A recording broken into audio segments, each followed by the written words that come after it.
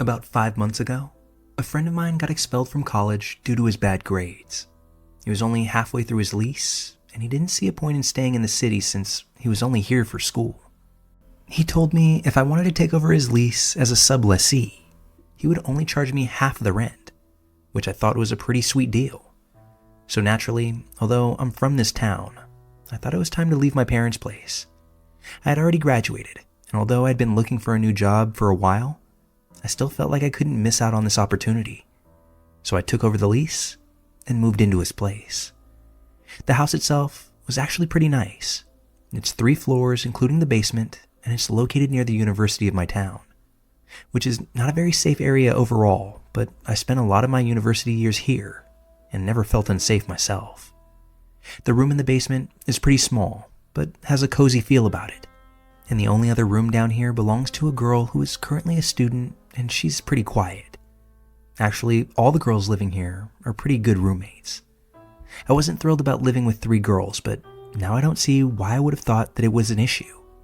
They're all pretty great, and a good time. I'm the only one in the house who's not a student, and also the only one who is originally from this town. The other roommates are actually all from cities that are only about an hour or 2 away at most, so unless there's something special going on, they all tend to go home on weekends. My friend who got expelled also only lives 2 short hours away, so he would always go home for the weekends as well. One thing I forgot to mention, which is pretty crucial to the story, is that the house actually has 5 rooms, but right when they all moved into the new place together, one of the girl roommates had a seizure on her bed and happened to pass away. This was pretty upsetting for everyone, and the landlord told them not to worry about finding anyone else. Their individual rents never went up or anything, and the room was left vacant. According to the landlord, he just found it insensitive to try and find someone else to fill that room, because he didn't want to turn someone's death into a financial windfall for himself. So after the girl's death, her parents came and took her belongings out of the room, and it just remained empty since then. I actually never stepped foot in there because it remained locked, and I don't really have much curiosity to see the room. It's on the 2nd floor, and I rarely go up there, so I never paid it any attention. The first weekend in the house was pretty uneventful. I remember that I spent one night at my boyfriend's place, and then the next night he slept over after we went out drinking at one of the college bars nearby. We were pretty wasted, so we passed out as soon as we got home. The next weekend, I was at home in my new room, and I couldn't sleep, so I decided to read for a little bit.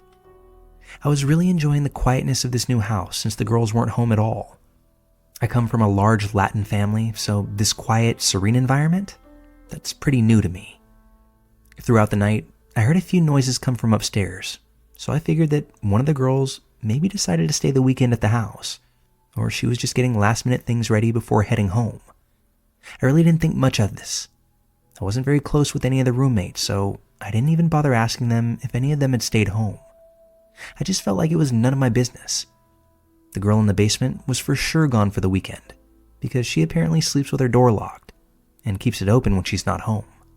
Fast forward to another weekend the same month. I woke up to pee, and I could hear a toilet flushing upstairs, which was kind of weird since I knew that none of the girls were home. I was going to go check it out, but in my tired state, I was too lazy to make the trip upstairs and realized I just didn't care enough. It's funny. Horror movies are supposed to make you paranoid, but the biggest lesson I got from them was that there's always a rational explanation for things. This would actually prove to be my biggest mistake because for a couple of months, I was always brushing things off and ironically creating irrational explanations to rationalize what I thought were my own irrational thoughts.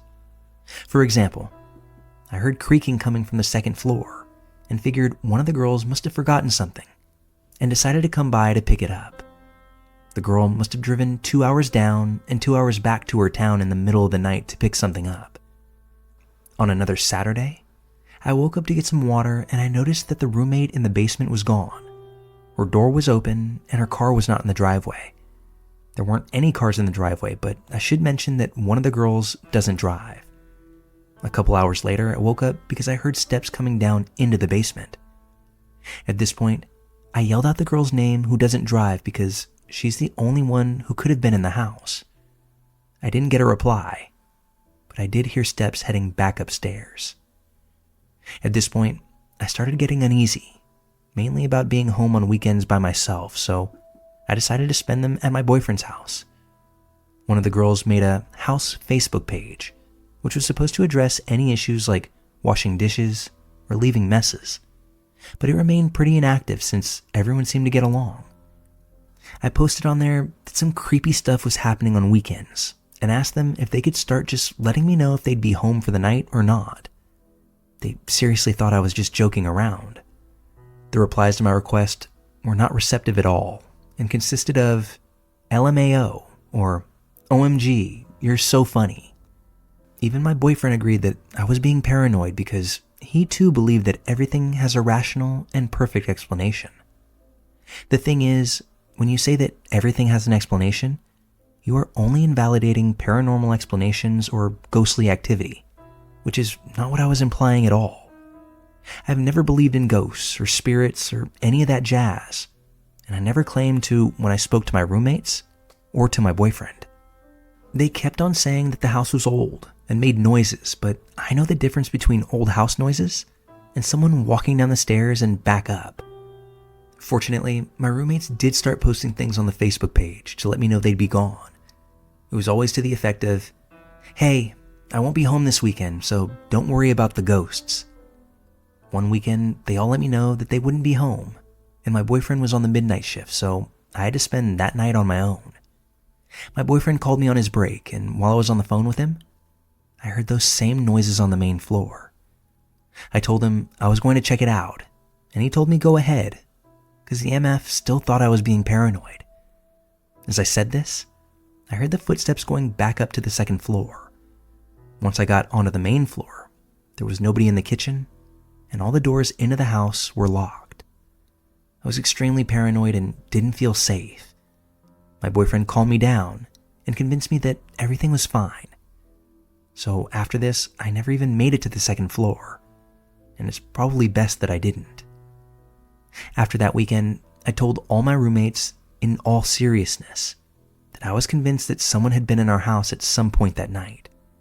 I told them exactly what I heard, and these bitches still claimed that it was the old house making noises. My boyfriend was almost permanently on midnight, so I did what I never wanted to do and started spending weekends at my parents' place. The girls still posted on the page whether or not they were leaving the house, and I decided that maybe I should do the same. So I also started posting when I was and wasn't sleeping at the house. One Friday night, the Facebook page looks something like this. Roommate 1, not sleeping at home. Roommate 2, not sleeping at home. Roommate 3, staying home because of midterm exams. Me, I'll be at my parents' place. The next morning, I received a frantic text from one of the roommates saying that the roommate with the midterms had been attacked. Apparently, she was in her room studying and heard a noise coming from right outside of her bedroom door. When she went out to inspect it, she was greeted by a man walking out of the deceased roommate's room. I later found out more details about the whole thing from the roommate who was attacked. The man looked rough, greasy hair, and just a dirty, dirty face. When they made eye contact, he held up a single finger to his mouth and uttered, "Shh," while smiling at her. The nail on his finger was long, and his beard was apparently scraggly, uneven, and disastrously dirty, like it had been growing for years and never touched soap nor water. The roommate screamed out of instinct, even though she knew there was nobody in the house. That's when he lunged at her as she tried to shut the door. Once he got his hands on her, he growled and told her to shut her mouth, saying something else like, "I'm not gonna rape you, but shut the fuck up." He beat her, pretty badly but not completely unconscious. And then when he walked out of her room, he went downstairs and walked out the front door. Because he left the way that he did, he left the dead girl's room open and unlocked. My roommate then locked herself in her own room and called the police, who were there nearly immediately. What's pretty creepy about this entire thing is that when they inspected the dead girl's room, they kept asking for clarification. So, nobody has lived in this room for how long? Nobody's renting this room, right? Did the parents take everything after the girl passed away? Turns out this intruder had a really sweet setup. He had brought his own small mattress to put over the existing bed frame. Obviously, the mattress was too small for the frame, and he left most of his other handful of belongings there because he likely didn't expect a confrontation that night. I don't think he knew that any roommate would be there that evening, especially the one that he attacked because she was gone the most. It probably sucked for him when I moved in because before me, the bastard would have had the whole house to himself at least 2 days a week. The police did ask me quite a lot of questions and were very interested in hearing my statement about hearing footsteps at night. My 3 roommates and my friend are now convinced that maybe that girl didn't die the way they said she did. Maybe the intruder had taken her life. But I think the autopsy would have been able to distinguish a murder from a seizure. And in my friend's defense, the whole thing is really unsettling. We're not really sure how long this guy had been living here, but it's likely that it had been for at least a few months. The running theory is that the guy had been climbing in through the window, so it's possible that he was even there at times when all of us were too. The police are really interested in talking to the landlord because they want to know how the man found out about the vacant room. The landlord is a pretty decent guy, so I don't know if there's anything going on there. I don't even feel an "I told you so" attitude from this whole thing. I think I'm just glad that the girl is okay because she seemed pretty shaken up afterwards. I just wish people were more willing to listen to me when I told them that I thought somebody was coming into our house. I even said it might be a squatter, which everyone laughed at. This happened recently, so it might be a while before an update. As of now, the man has not been found, but the police remain optimistic about finding him, whatever that means. This has been a pretty terrible month for me, and I don't know if I want to be at this house anymore. I don't have much left on the lease, and I recently lost my job, so it might be best for me to leave now. I doubt the guy will come back because all of his stuff has already been removed, but I still find it remarkably creepy in this house.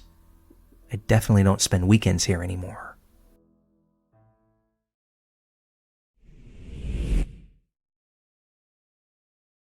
I hope I found the right place for this, as my story isn't exactly openly terrifying, but I find it odd, a bit creepy, and I'm still looking for explanations over a year later.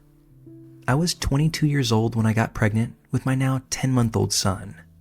I'm very close to my husband, 26, but I'm not in contact with my narcissistic and abusive parents. As a result, I was feeling scared.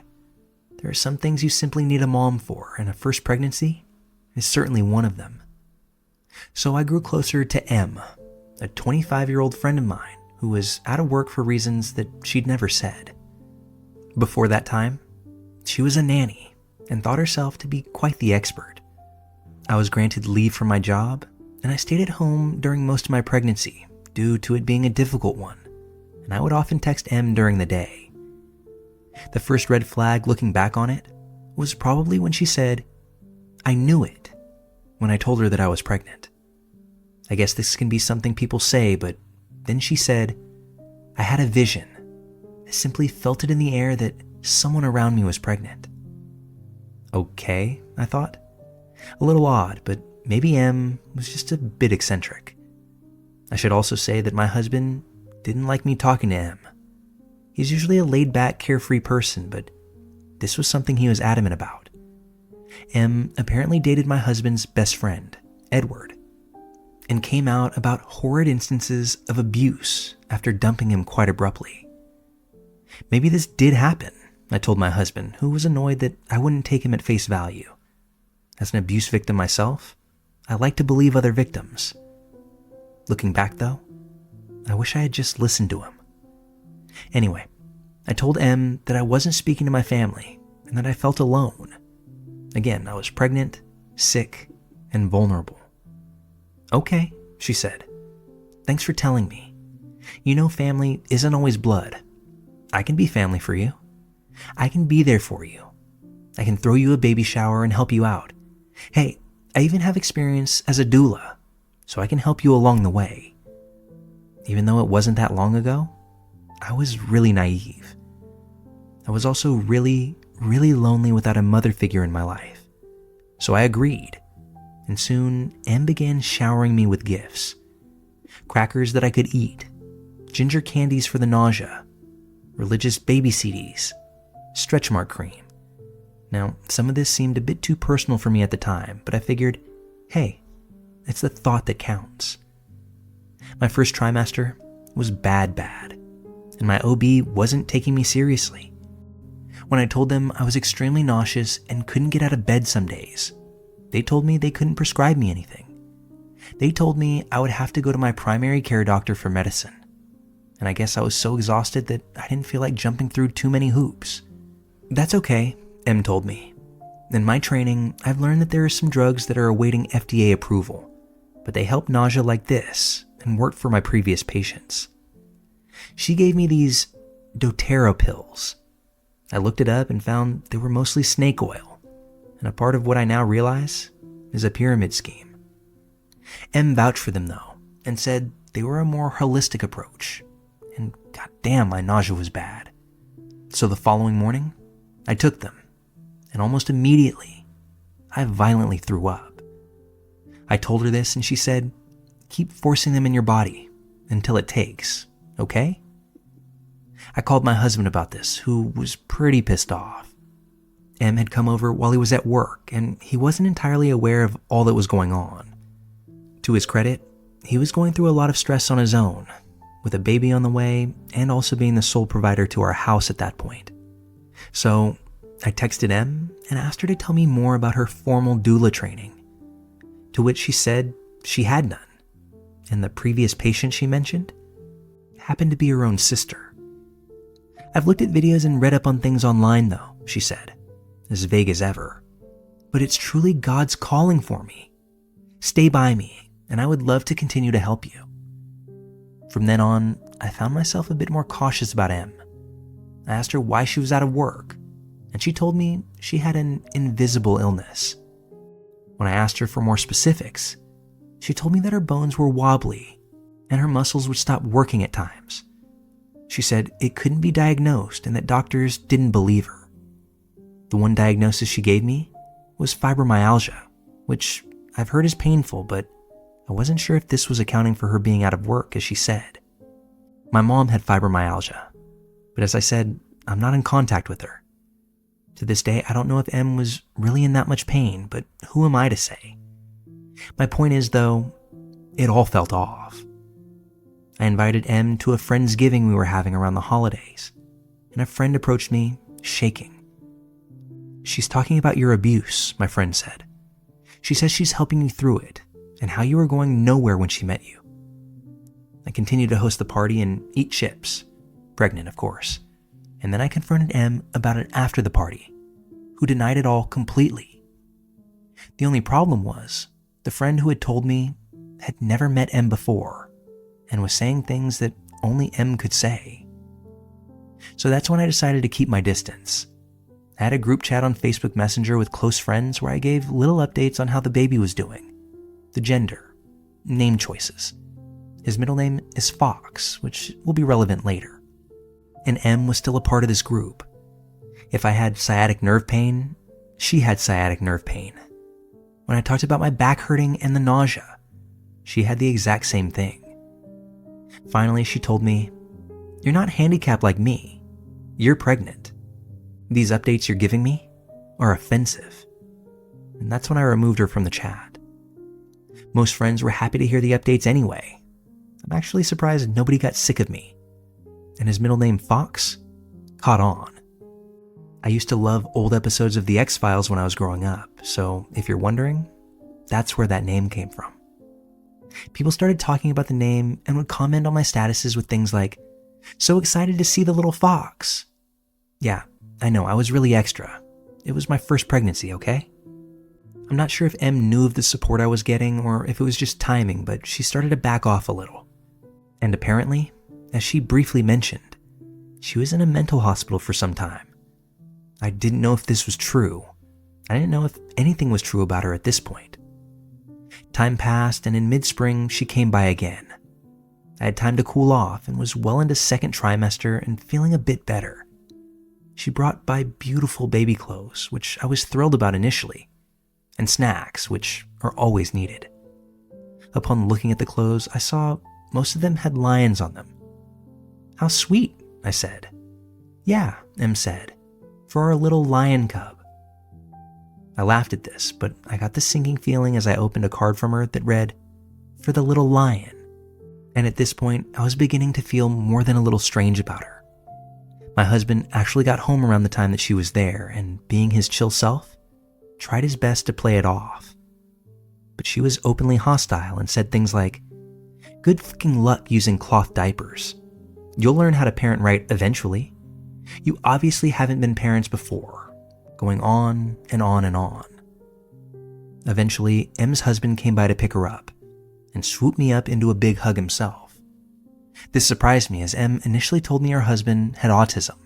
He didn't like to touch people or even be around them, and he wasn't a big fan of me personally. He took her home, and my husband and I decided together that that was enough of Em. No more texting, no more hanging out, no more impromptu drop-offs. She'd still be invited to my baby shower in June, but that was going to be that. Time passed as it does, and I grew even bigger. I was on bed rest, monitoring my contractions and using crutches for sciatic nerve pain. My baby shower was sort of my last hurrah before giving birth. The night before, I got a text from Em. "How could you?" it said. "What?" I responded. After a bit of prompting, she says, "You gotta pack and play." I had posted some of my nursery things on Facebook. "Yeah? So?" I responded back with. "You gotta pack and play when I got you a bassinet as a gift." Let me just say that a bassinet was not on my registry, but a pack and play was. My grandmother had given me money for one, as she couldn't come to the shower. I'm actually going back to my old Reddit post to see exactly what Em said. It was this: "I'm mad at you. You got yourself a pack and play. I got you a bassinet as your gift. A pack and play makes no sense. You don't understand, and you didn't take my advice.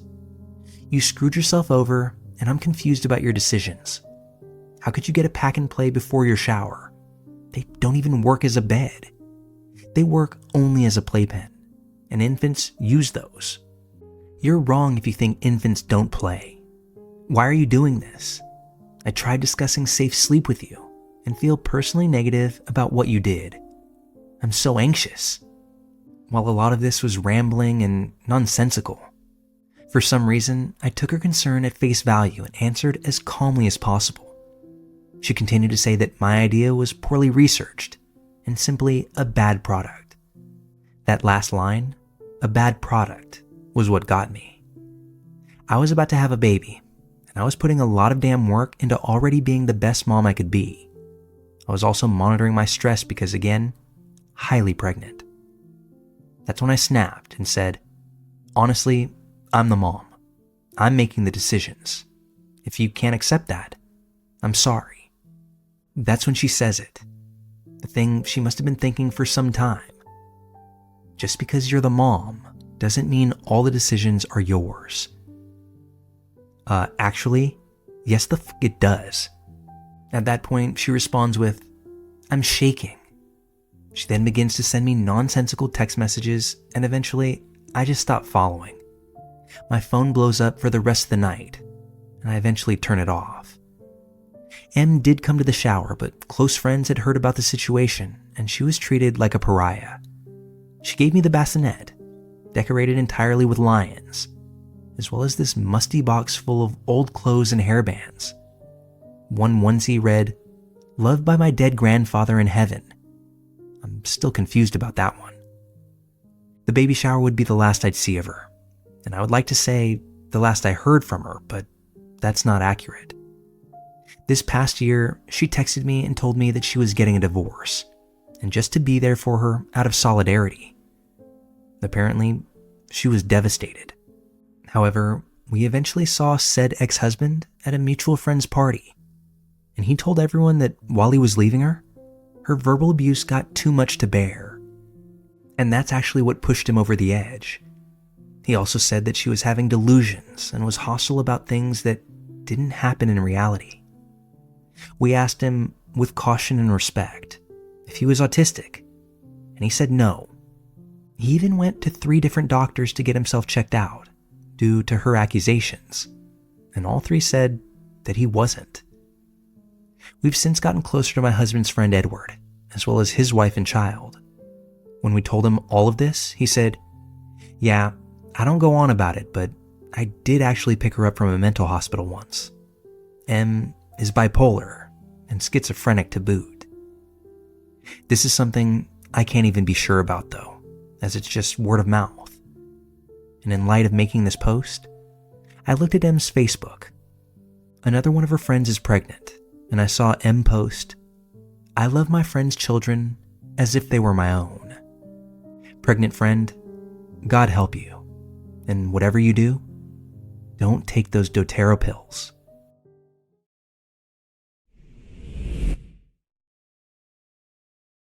I'm going to change a few details here for anonymity's sake, but this story really messed with my head, and it's taken me a long time to process everything that happened.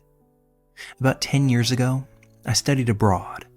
I didn't know many people in the country that I'd moved to, so I was glad to find a shared house with a group of people around my age. They were laid back, fun, and quickly became my close friends. We hung out all the time, smoked a lot of weed, and things were generally great. One of my roommates had a friend named Frank, who came by the house pretty regularly. He stood out immediately though. He was likely twice our age, intense, and had a weird energy that put me on edge. The first time I met Frank, he gave me this suspicious look and started firing off all sorts of personal questions, like he was trying to size me up. It actually felt more like an interrogation than a conversation. Still, Frank had this odd charm about him. He was funny, always cracking jokes, and he never showed up empty-handed. He'd usually bring pizza, which made him popular with everyone else in the house. My roommates absolutely loved this guy. Curious about him, I asked one of my friends what Frank's story was. That's when I found out something rather disturbing. Apparently, the year before, he had discovered his wife and her 2 brothers murdered in their apartment. He was actually under investigation for it, but my roommate insisted there's no way he could have done it. This whole series of admissions stopped me cold. How could they be so sure he wasn't involved? And why were they so comfortable hanging out with someone who might have killed 3 people?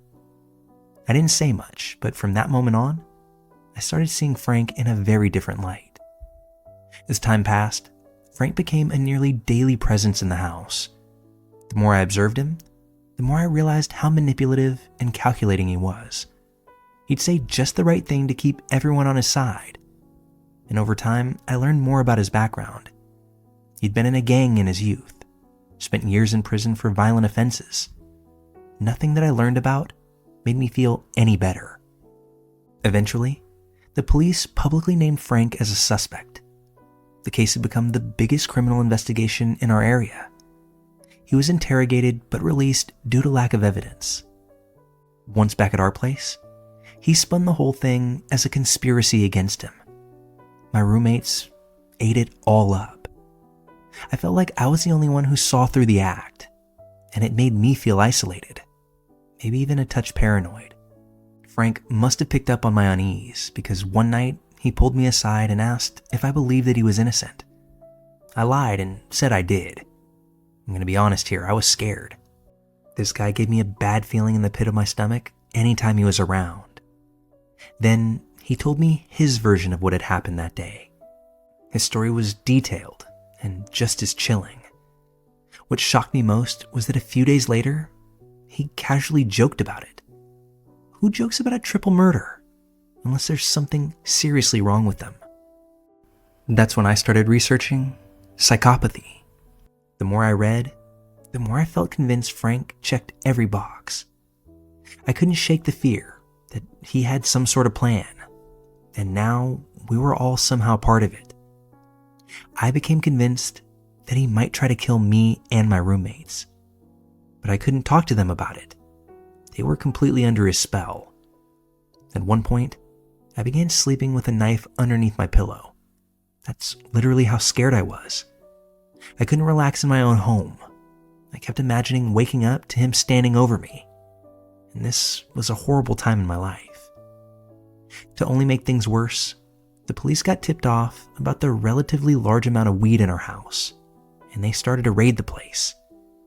2 of my roommates were ultimately arrested, and that was the end of our house as a group. It all fell apart shortly after. The day I moved out, Frank actually helped me carry some of my stuff out to the car. As we stood outside smoking a cigarette, he gave me this look that I'll never forget. And that's when he said, "Hey man, you're all right. I actually planned on killing you, but you're all right." He said it just like that, so casual, off the cuff. Everyone else likely would have brushed it off as a joke, but I didn't. I couldn't. I believed him. And that comment is something that I can still hear ringing in my ears today. Shortly after I moved out, Frank was arrested once again. But there was no getting out this time. The charges stuck. A massive trial followed, lasting several years if I remember correctly. During that time, I built a new life, found new friends, and started feeling, normal again. Only then did I really start to grasp how deeply messed up that whole situation was. I had been living under the same roof with someone who I truly believe was capable of taking my life. Back in my home country, I followed the trial closely. Everything that came out about him in court confirmed what I had been feeling in my gut all along. Frank was dangerous, manipulative, and utterly without remorse. Eventually, he was convicted and sentenced to 4 life terms. Frank will never be a free man again. And thank God for that.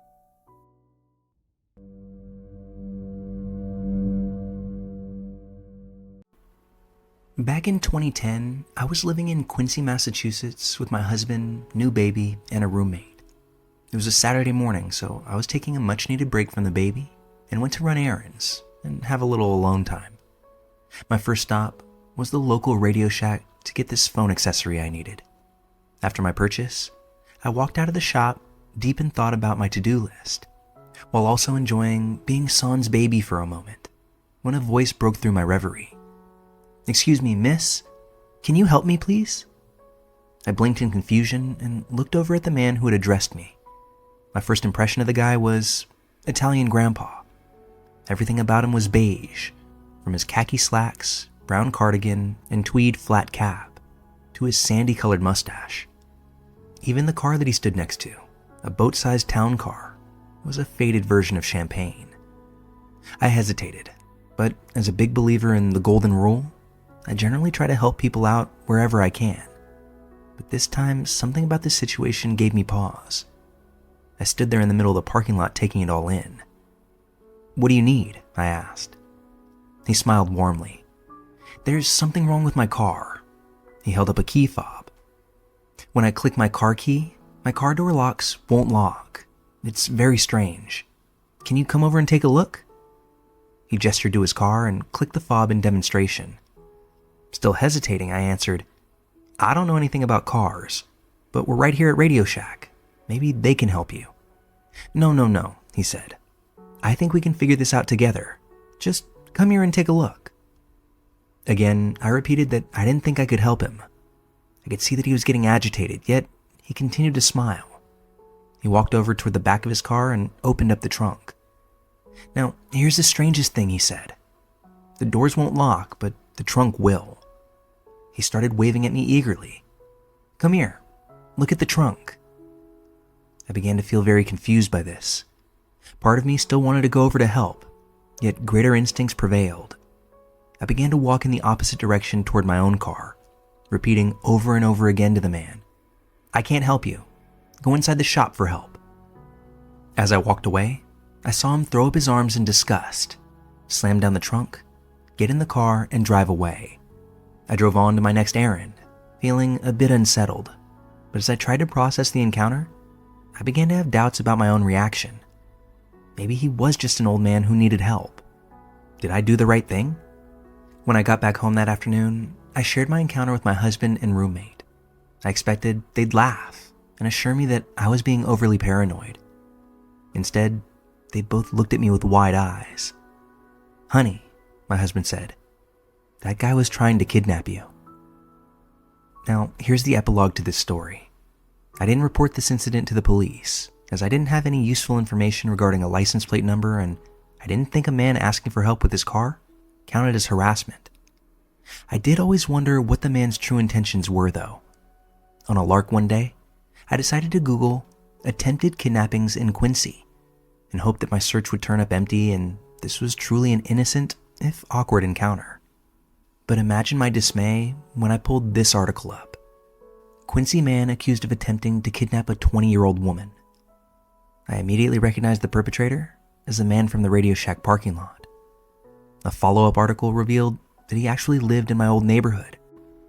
I often wonder if I was one of his first attempts, or if he had tried this many times before, and I was just one of the lucky ones that didn't go to his trunk.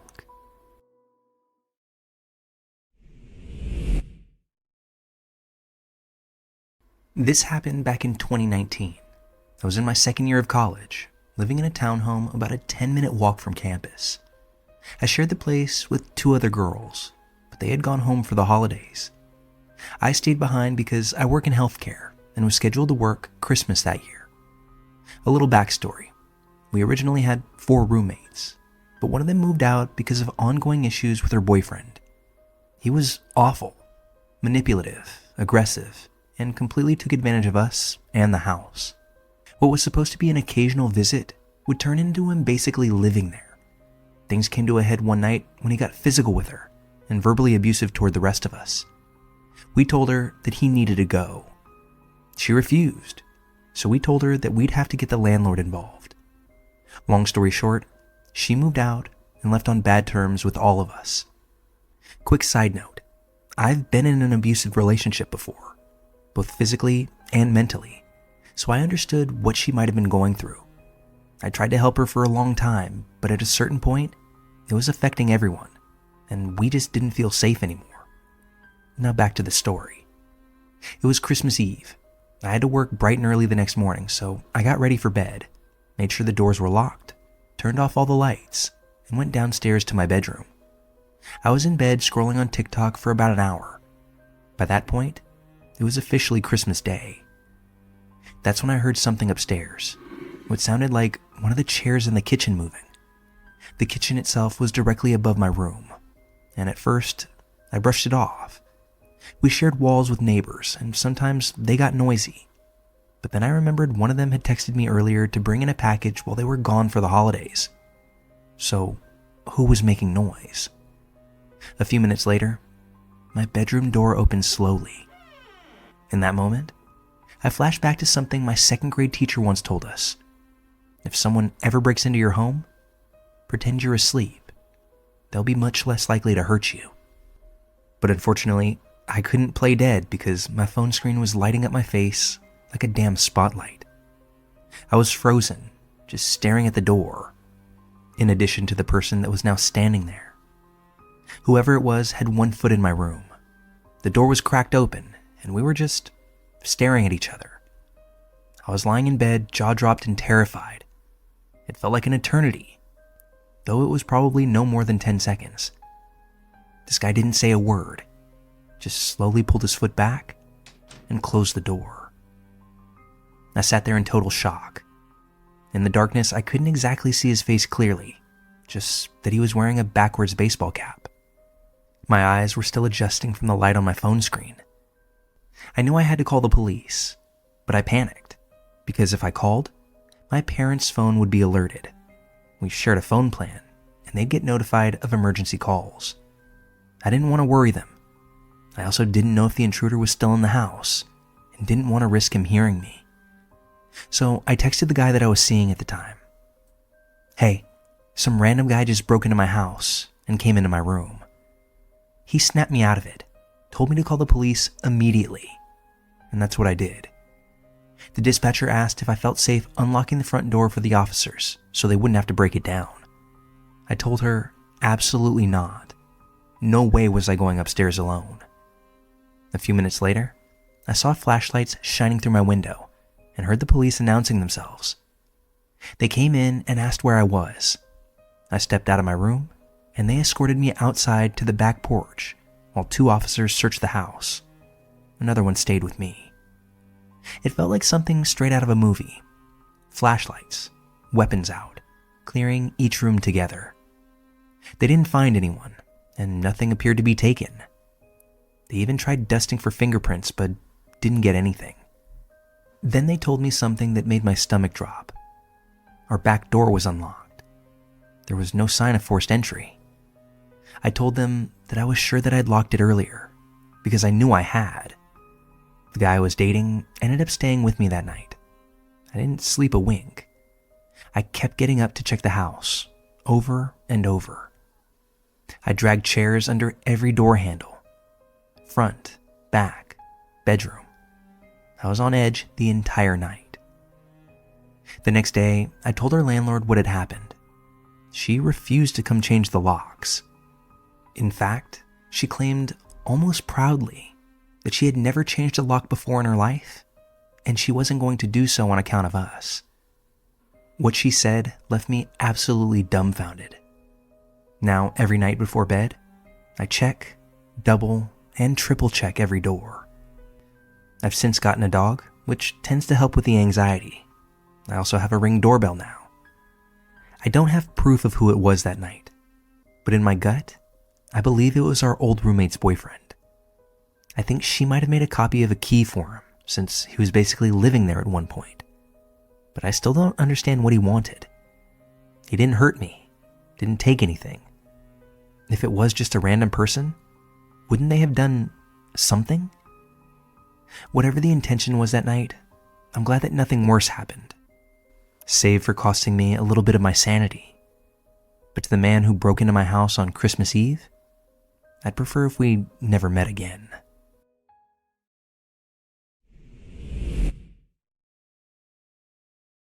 I'm a proud Floridian. At the time of this story, in the early 2000s, I was going to college in South Florida and lived with my family in my hometown in the Florida Panhandle. It's about a 7-hour drive up through Central Florida to get between the two places, so I mostly only went home for the holidays. It was Thanksgiving of my junior year, and I was excited that I had managed to rearrange my midterms to be able to leave campus 3 days ahead of everyone else. I was expecting to beat the masses of traffic, and was hoping for a quick trip back home. My roommates wanted to have a last meal together before we all left for break, so I ate in the campus dining hall around 4 p.m., and I set off on my journey at around 5:30.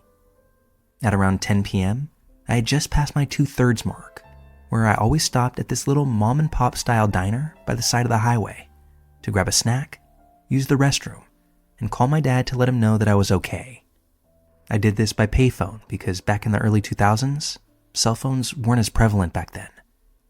Well, I hadn't been at this mom-and-pop place since summer, and the place had gone out of business.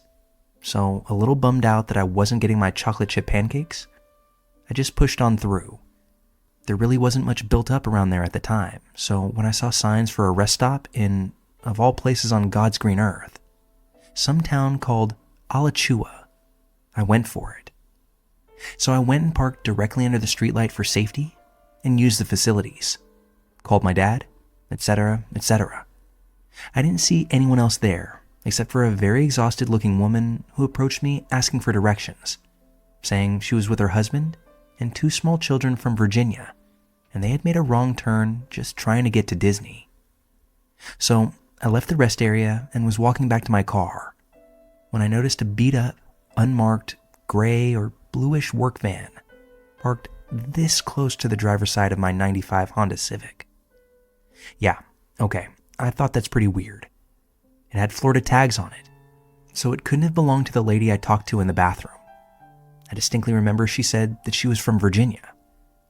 I turned around and hightailed it right back to the rest stop, promptly running into some random middle-aged guy with 2 little boys.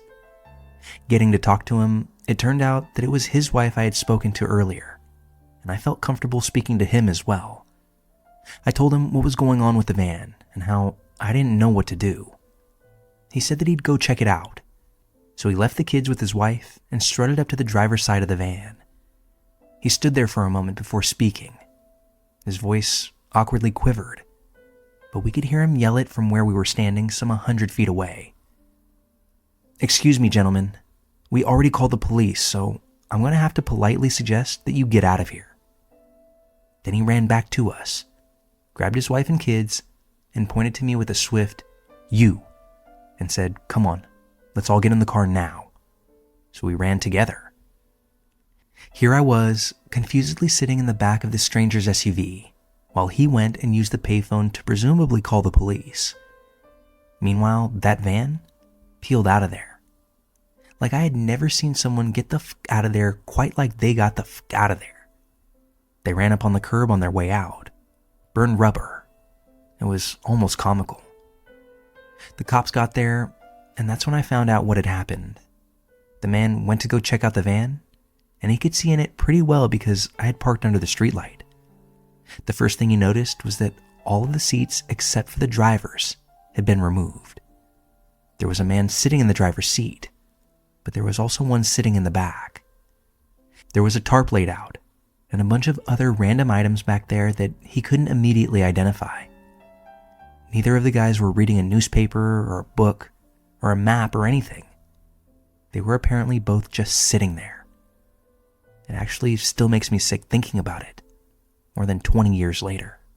I don't know what was awaiting me had I tried to get back into my car that night. I'm glad my gut didn't let me, because I'm sure that those men weren't planning on taking me to the magical kingdom.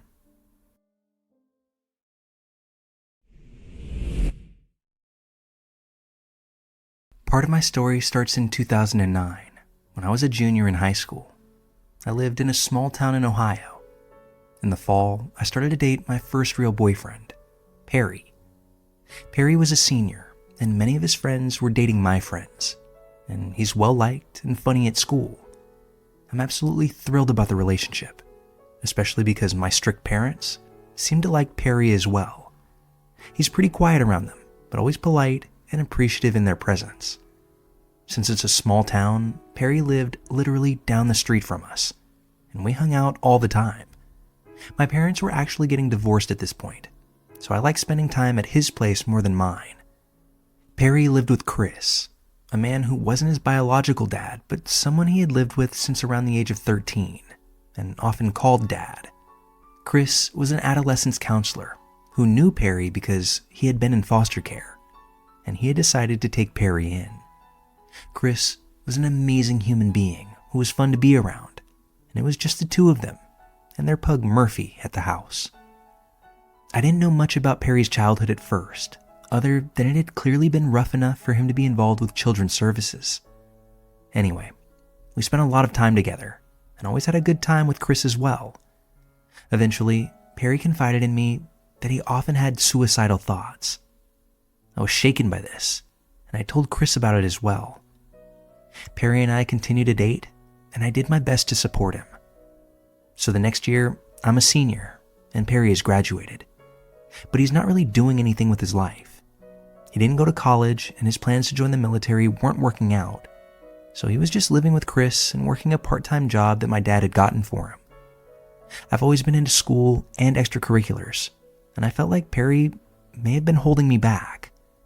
Our relationship was quickly going downhill in many ways, but I was scared that if I broke it off, he might really take his own life. I mean, he had threatened to do so when I tried. In May of 2011, I graduated high school and decided I had to leave the relationship behind. I was having my own depression issues, and Perry was having a detrimental effect on my mental health. I finally told him we had to break up, and he needed to stop contacting me, threatening self-harm.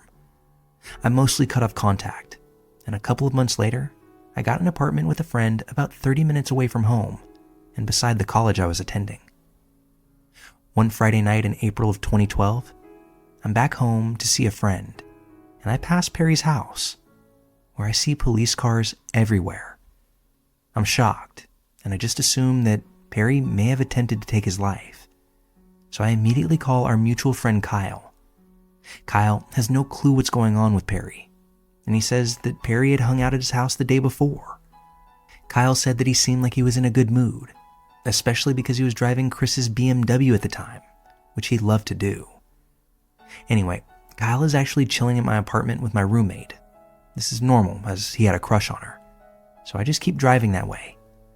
When I get back to my place, Kyle hasn't heard anything, but my mom calls me with the scoop. She's friends with cops' wives, small town stuff. It turns out Perry had murdered Chris, and he was on the run somewhere. Someone had called in for a wellness check after not hearing from Chris for a while, and the cops found his body at home.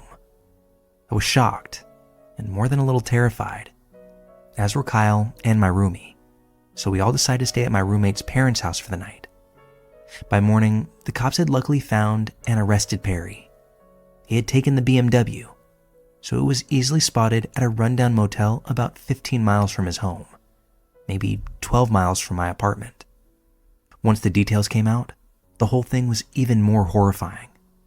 It was brutal what Perry had done to Chris, and it had occurred days before the body was found, which means that Perry was just hanging out at Kyle's house between committing this act and getting arrested, nonchalantly playing video games, telling jokes to Kyle's little sister, acting like everything was fine. Meanwhile, he had stuffed Chris's body into their freezer at home. It's insane to think about how someone could be such a psychopath, and there was really no explanation given. Perry initially tried to plead insanity, but he was deemed competent and then changed his plea to guilty. For his acts, he got 30 to life in prison. I've obviously told this story from my perspective, but the person who really matters in this is of course the victim, Chris, who was truly a saint of a human being.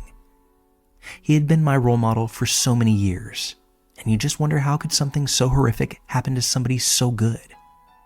And at the hands of someone they had given everything to at that. Someone they had loved, trusted, and seen as a son. It's a gut punch every time I think of it. Chris spent his life advocating for kids like Perry, and the local center he worked at is actually named after him now, as is the street that it sits on. As I said to begin, I often wonder about the why of it all. Chris and Perry got along almost all the time, and though Perry clearly had mental health issues, no one thought he would hurt anyone but himself. Clearly, something was very wrong with him, and it seems like we all missed it. They say hindsight is 20/20, and I can definitely look back and think of a few strange instances with Perry. Sneaky, manipulative, and angry. He eventually showed all of those traits, but I was lucky enough not to experience any violence at his hands. I wish I could say the same for Chris. I'm thankful for all the time I got to spend with him, and for the positive impact he had on my life during that time. I know he had a positive impact on so many other lives as well, and I can only hope that Chris gets to rest in peace.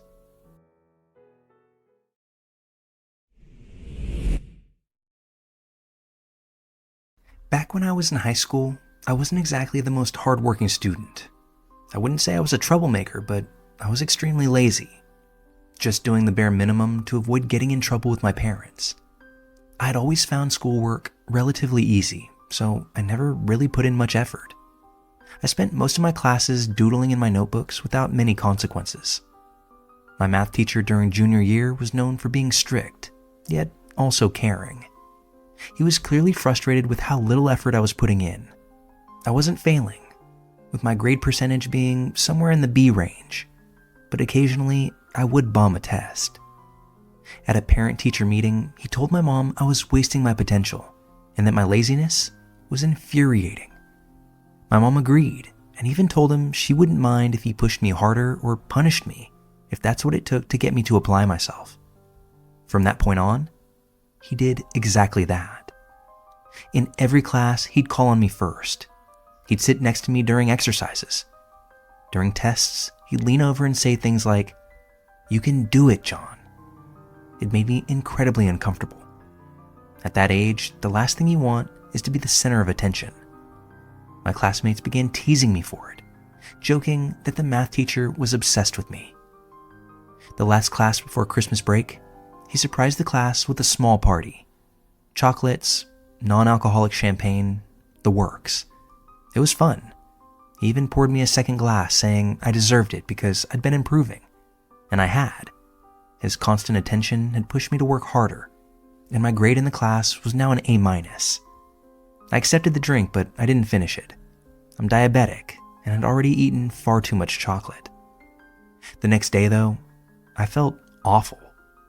I nearly fainted and had to spend the rest of the school day in the nurse's office. At the time, I assumed it was a diabetic episode from too much sugar, though it didn't feel quite like my usual symptoms. I eventually felt better and stopped thinking much about it.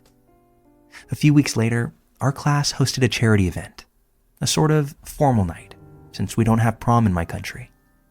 It was a chance for us to dress up, celebrate, and raise money for a cause.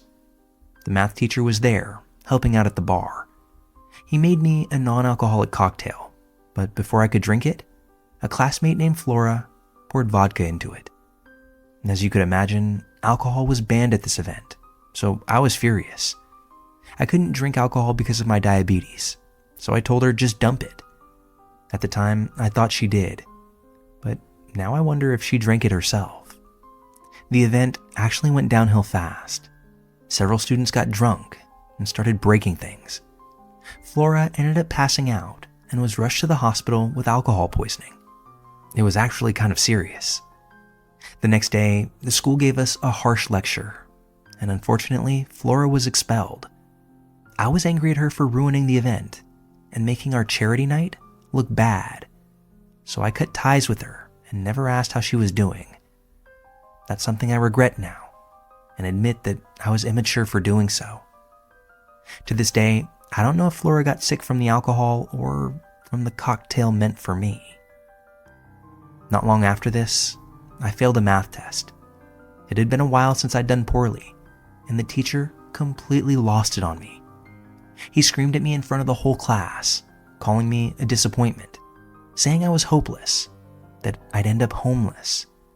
Something about the way he looked at me during that outburst unnerved me. His eyes were off, and I started crying right there in class. He eventually calmed down, but for my troubles, he gave me detention. I was surprised. Detention was usually for bad behavior, not grades. I suppose there was a silver lining though. Since I lived far from school, there was only one bus that left at 5 p.m., and my parents wouldn't know about the detention unless I told them. But then he said he wanted to personally supervise my detention, and the only time he was available was from 5 to 6 p.m. That meant I'd miss my bus and would have to ask my parents to pick me up, which would give everything away. At first, I planned to go. I wasn't a troublemaker, and I didn't want more problems. But throughout the day, I talked it over with friends, and their support made me feel a bit bolder. I decided not to tell my parents and arranged for a friend to pick me up at the conclusion of detention. At 5 p.m., as I walked into the detention room, I was still grumbling about how unfair it was to get detention over a single bad grade. But that's when I noticed something strange. I was the only student there. No one else had detention. I'd be completely alone with a teacher who had started to feel obsessed, and it was already getting dark outside. Everything in me said, "Don't go in." When I saw him approaching, I panicked. I mumbled something about having an emergency and needing to reschedule, then turned and ran off. He shouted after me, saying I had to obey him and that he would call my parents. I didn't care. I sprinted to the bus stop and made it just in time. When I got home, I was shaking, worried that he had actually called my parents. But they greeted me like normal. It was clear that he hadn't said a word to them. The next day, I showed up for class as regularly scheduled, but the teacher didn't show up. Same thing the next day, or the next week. Eventually, we were told that the teacher had resigned. A school counselor visited our class once to ask if anyone wanted to talk about him. But none of us knew what to talk about. None of us knew what had happened. so the counselor left and that was the end of it, at least for a while. Years later, I became a teacher myself. Funny, considering how lazy I was back then. One day, I happened to mention this teacher's name while chatting with an older colleague. The moment her brain registered who I was talking about, she went pale. That's when I learned everything that had happened. Turns out, a few days after I skipped detention, this teacher was arrested. He had been caught downloading CP, as well as other disturbing videos involving children from the dark web. Further investigation into this man showed that this wasn't a single solitary event. Authorities found hard drives full of this content at his home. Now, that leads me to wonder, maybe that detention would have just been a normal hour of copying notes. Maybe I would have walked out of that room completely fine. Another part of me is tied up in knots because obviously I didn't really know this teacher. Nobody did. He was capable of some really disgusting things involving kids, and I don't know if that was only from his actions online or if he had other inclinations in real life. I'll never know, but I still think about what might have happened if I hadn't caught that bus.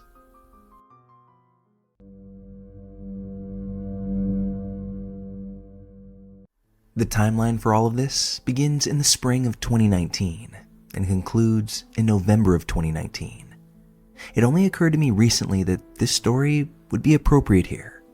It's easily the weirdest and creepiest interpersonal situation that I've ever experienced, and it took an absurdly long time for it to all unravel.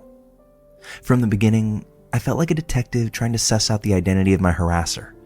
In the end, when all the pieces started to fall together, my head was spinning, and I was overwhelmed with confusion, betrayal, and this sense that I may have been spared from something much, much worse. Let's begin. I had a friends with benefits relationship with a guy named Judah beginning in 2018.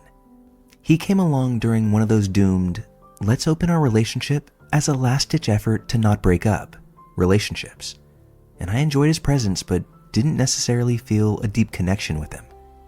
My relationship with Judah tapered off amicably, with our interactions becoming limited to liking each other's Tumblr posts and occasional Snapchats. After a while of no interaction, Judah contacted me for some writing advice. I wanted to be genuinely useful, so I wrote a few paragraphs of heartfelt constructive feedback. He thanked me for my input, and after that point, our interactions pretty much all but ceased. Not long after I'd written this out, I had begun receiving some vicious anonymous messages on Tumblr. The first few were insulting my appearance and my art-making ability. I shrugged them off though. Random trolls are as common as gnats, and at this point, I didn't think anything of it. The messages continued rolling in, and they began to become more and more disturbingly specific. The harasser began to imply that they knew where I lived, and dropped that they knew what school I went to, which wasn't information readily available on my blog. At this point, I knew that I had to be receiving them from somebody that I knew in real life, or from a creep who was dedicated enough to figure out my full name from the clues on my blog, which would have been difficult, but not impossible. Given all that I knew, I started to suspect Judah. Extremely few people from real life knew my Tumblr URL, and he was the only person who I could guess any motive for jealous harassment, since we weren't talking anymore. I didn't think he was the type of person to act like that, but crazy people can be very talented at hiding their crazy. I blocked him on all social media and assumed I'd just be moving on with my life. Wrong. The messages became more frequent and even creepier. They began making fun of my disabilities and threatening physical attacks now.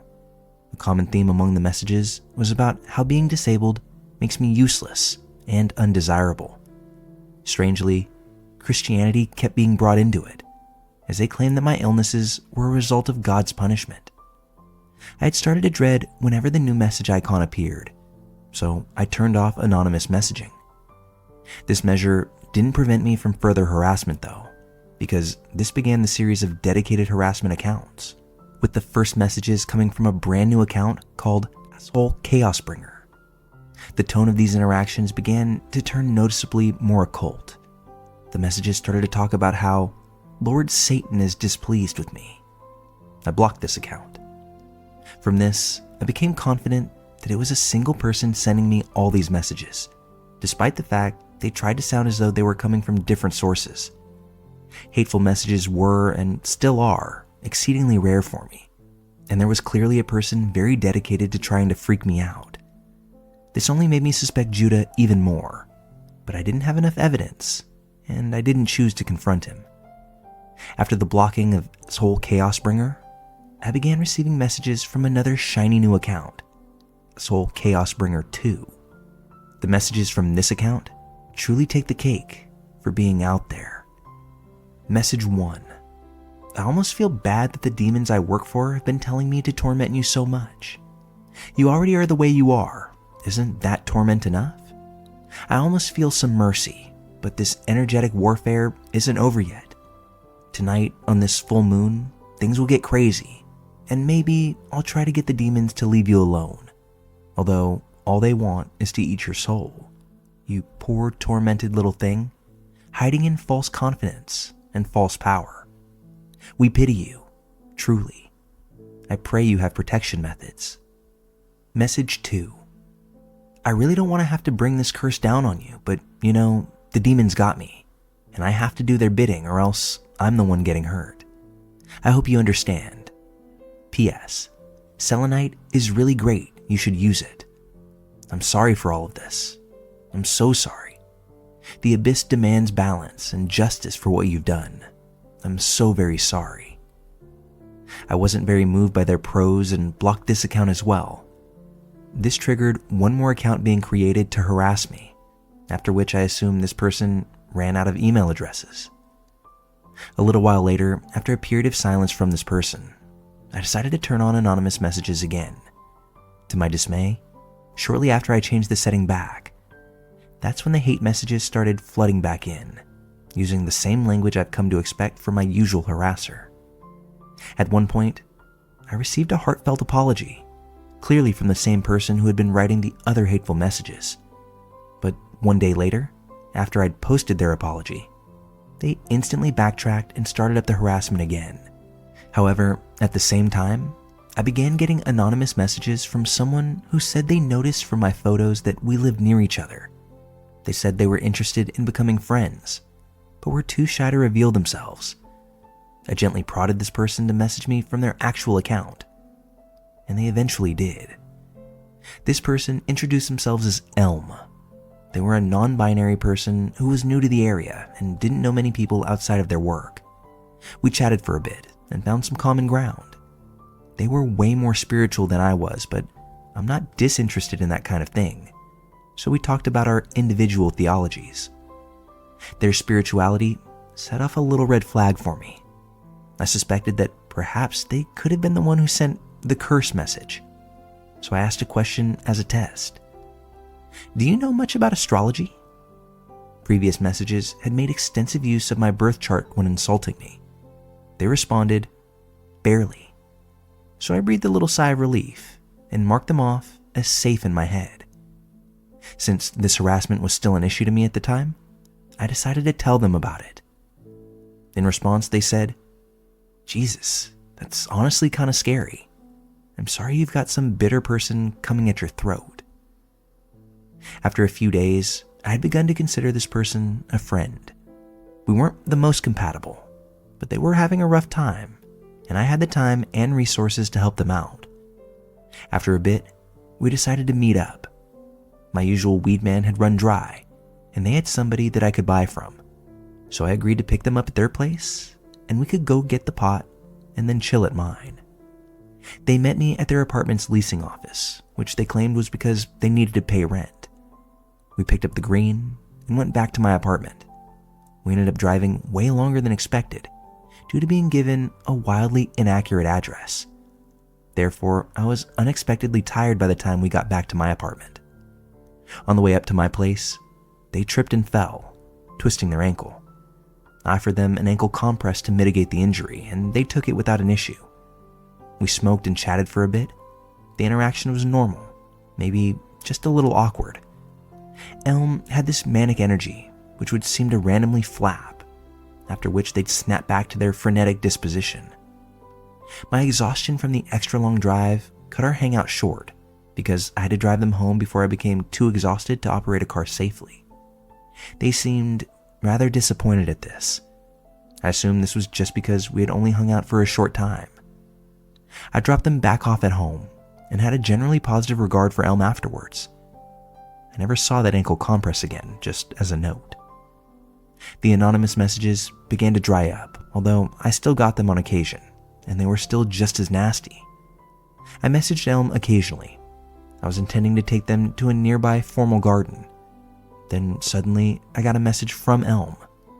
They said we just didn't have enough in common, and that they weren't interested in being friends with me anymore. I was taken aback by this, and a little hurt if I'm being honest. I'd never experienced a friend breaking up with me like that. Yet, I still didn't feel suspicious of them. By absolute coincidence, on the same day, my best friend Monica logged into her Tumblr account for the first time in over a year. She had received hateful messages, dating all the way back to spring of 2019, that were also clearly from the same person that had been harassing me. This felt like the nail in the coffin as far as damning evidence against Judah. There was precisely one mutual friend that knew the Tumblrs of both Monica and myself, and it was him. With that, I felt confident to proceed with confronting him. Immediately, he claimed he knew nothing about the messages, and I wasn't surprised that he'd deny it, so I pressed on. However, he mentioned something that caught my attention. He knew that his partner had sent a hateful message to me after I had written that writing advice. Apparently, they had gotten jealous after learning of our past relationship. I checked his latest Instagram posts. My heart sank. I said, "Wait, is your partner Elm?" He said, "Yeah, they are, but they insist they have nothing to do with what you're getting now." I said, "There's something fucked up here, really fucked up. I find it very strange that they met me without ever letting on that they were involved with you. And just today they said we can't be friends anymore." At this point, I assume it was Judah's heart that sank. He asked me some clarifying questions, and I told him the timeline of our meeting, let him know that I gave them my ankle brace. He said they never told him anything about us hanging out, and they said they got the brace from work. Just then, it felt like all of the information I'd gathered in the last year was swirling around me like a whirlwind. This whole time, the blame that I had assigned to Judah belonged to Elm. This person violently hated me without ever having met me, and used deceit to earn my trust enough for me to let them into my house. Elm had been actively harassing me for about 5 months by the time they reached out and revealed themselves, and those same lies continued for 3 more months after that. They had even lied about not being knowledgeable about astrology, so as not to implicate themselves and to avoid being caught. Days passed, and the hateful messages stopped suddenly and completely, exposing Elm's guilt beyond a shadow of a doubt. Judah reached out to let me know that he and Elm had separated, and that was the last time that I heard from either one of them. I sometimes wonder what would have happened if I hadn't cut our hangout short that day. Maybe I wouldn't really have had anything to worry about. Maybe they were all bark and no bite. But they were clearly hiding some very deep troubles under that excitable facade. Elm, I'd be happy to never meet again. And for the love of God, stay out of my anons.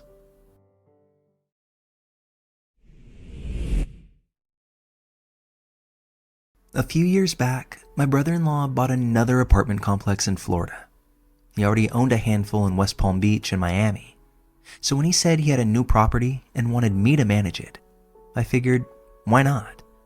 I had just graduated college, was planning on going for my master's, and it seemed like a good gig to hold me over. He booked my flight into Orlando, and I was stoked. I love Disney, and in my head, I'm already planning to get a year pass, hit all the parks, maybe enjoy some of that outside nightlife. But when I landed and we drove out of Orlando, that excitement faded fast. The property wasn't in Orlando. It was in a small town called Leesburg. Best way I can describe it? If a biker town and a retirement community had a baby. It was quiet, slower paced, definitely not what I expected. Still, I settled in. The complex itself was small, just 11 units, including my own one-bedroom apartment tucked in the corner. Most of the residents were older folks, retirees, snowbirds, a couple of military families, chill people. But then there was Andy. Andy was massive. Now, I'm a big guy myself, 6'4", 250 pounds. But Andy made me feel small. He had to be at least 6'6" and over 400 pounds. He walked with a cane, kept his long black hair tied back in a ponytail, and claimed that he worked from home, though the rumor was he was on disability after a work accident. Honestly, I didn't really care. He paid rent on time, didn't make noise, and kept almost entirely to himself. His apartment was surprisingly clean too. I'd only been inside once to fix his AC, but there wasn't a beer can or pizza box in sight. Things stayed calm in the complex for about a year. Then came one night in November. It was raining hard out, typical Florida weather. Around midnight, my doorbell rang. I opened it to find Joe, one of my retired tenants. Normally a happy-go-lucky guy, but Joe looked pale and on edge. "I hate to bother you, Sam," he said, "but something ain't right with Andy." I threw on a jacket and followed him to Andy's place. Joe held a finger to his lips and motioned for me to listen. I pressed my ear to the door. Inside, Andy was yelling. Not just yelling. It sounded like a full-blown fight. Things were crashing, shattering. But here's the thing. Andy never had visitors. Not once in the entire year that I'd been there. I knocked. Heavy footsteps thudded toward the door, and Andy opened it. He looked rough. Normally he was well-groomed, clean, but now his shirt was stained, his hair greasy and limp, and he smelled awful. I glanced past him into the apartment. Total disaster zone. Trash, stained carpet, overturned furniture. All I could get out was, "Everything okay?" He grunted, said it was, and slammed the door in my face. I told Joe to let me know if anything else happened, then took myself back to my unit and went to bed. The next morning, I went by to check on Andy. I knocked a few times and got no response. Figured I'd just follow up later, but the day got busy, as it typically does, and I forgot. December rolled in. I started collecting rent checks. Andy's didn't show up. That actually worried me. He was always on time. I took myself up to his unit, knocked again. Still nothing. Knocked a second time later that day, and that's when I heard it. Moaning. Low and pained groans. I know I should have called the cops right then, but I didn't. I used my master key instead to open the door. The smell hit me like a wall. Vomit, urine, feces, body odor. A stench so strong that it made me gag. The walls were streaked with what looked like human waste, and the apartment was even more trash than I remembered it. I called out Andy's name. I dialed 911, and I figured that the moaning I was hearing was coming from the back room. I know I should have waited for the authorities. I could have just walked out of the unit and waited. But instead, my morbid curiosity got the best of me. And what I saw in there is something that I still can't forget. Andy was naked, lying on the floor, covered in a pile of filthy clothes.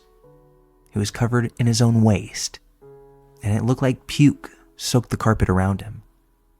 Worse, he was covered in bites. And I don't mean fleas. I mean human bites. His arms and legs were raw, some of the wounds already infected, and he was bleeding out of his back end. My first thought was someone had attacked him. Maybe it was whoever we heard him fighting with. But the answers came a few days later. Andy was rushed to the hospital, placed in the ICU. His sister, who turned out to be his medical guardian, started piecing things together with the doctors. Andy suffered from multiple severe mental disorders. He'd stopped taking his medication weeks earlier. There was no other person in the apartment with him that night. He had been arguing with himself. The bites that I saw, self-inflicted. The bleeding from his rear end, caused by inserting a foreign object into himself with such force that he actually ruptured organs. This was a mental breakdown of the worst kind. He survived, barely, and his sister took him to her house in order to recover. I was just left to clean out his apartment. With Andy now effectively moved out, his sister gave me discretion to pack up his things for them to collect or to throw out, or whatever I deemed appropriate. One day, after shampooing the carpets and doing some other straightening up while waiting for the interior to dry, I stumbled across a shoebox in Andy's room. Inside were magazine cutouts, old family photos, and pictures of some other residents in the complex. These pictures included me. The contents of the box would have been normal enough, except for the fact that all of the eyes in the photos had been burned out with cigarettes. Some even had X's marked over their mouths. I didn't know if this was part of Andy's mental illness or some kind of delusion, or if Andy had actually always been like this, hiding behind quiet rent checks and an unassuming life. I'll never know because I never spoke to Andy after getting him out of that apartment. While I hope he's doing better and back on all of the medications he needs, I hope he never finds his way back to this complex, especially for that shoebox.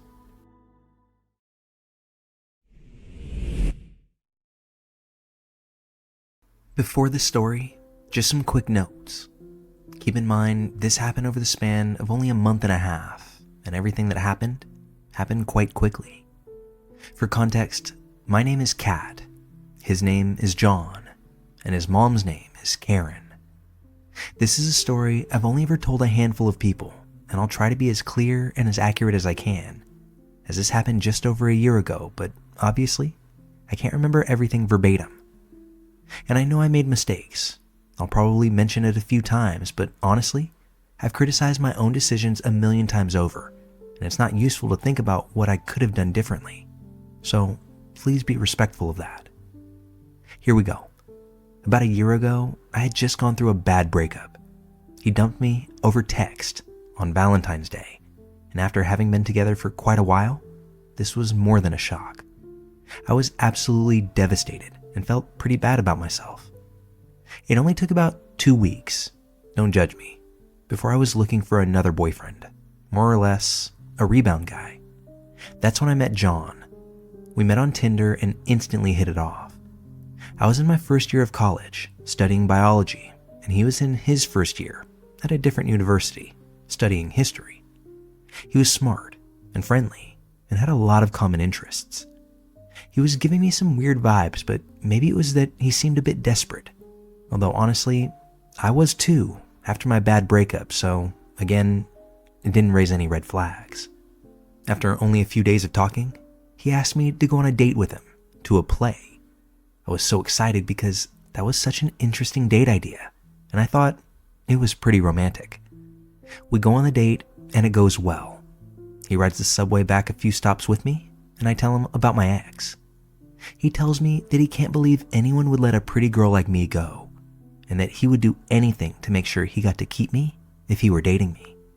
Now, knowing where I've decided to post this story, I think most of you can see just how creepy of a statement that actually is. But I was maybe naive, or just happy that somebody agreed that my ex was an asshole, and I took it as a compliment, seeing nothing wrong with it. We keep messaging and going on occasional dates after this. All was going pretty well. After a few dates, John told me he had really bad depression and anxiety. Now, it's important for me to mention that I also have pretty extreme depression and mental health problems.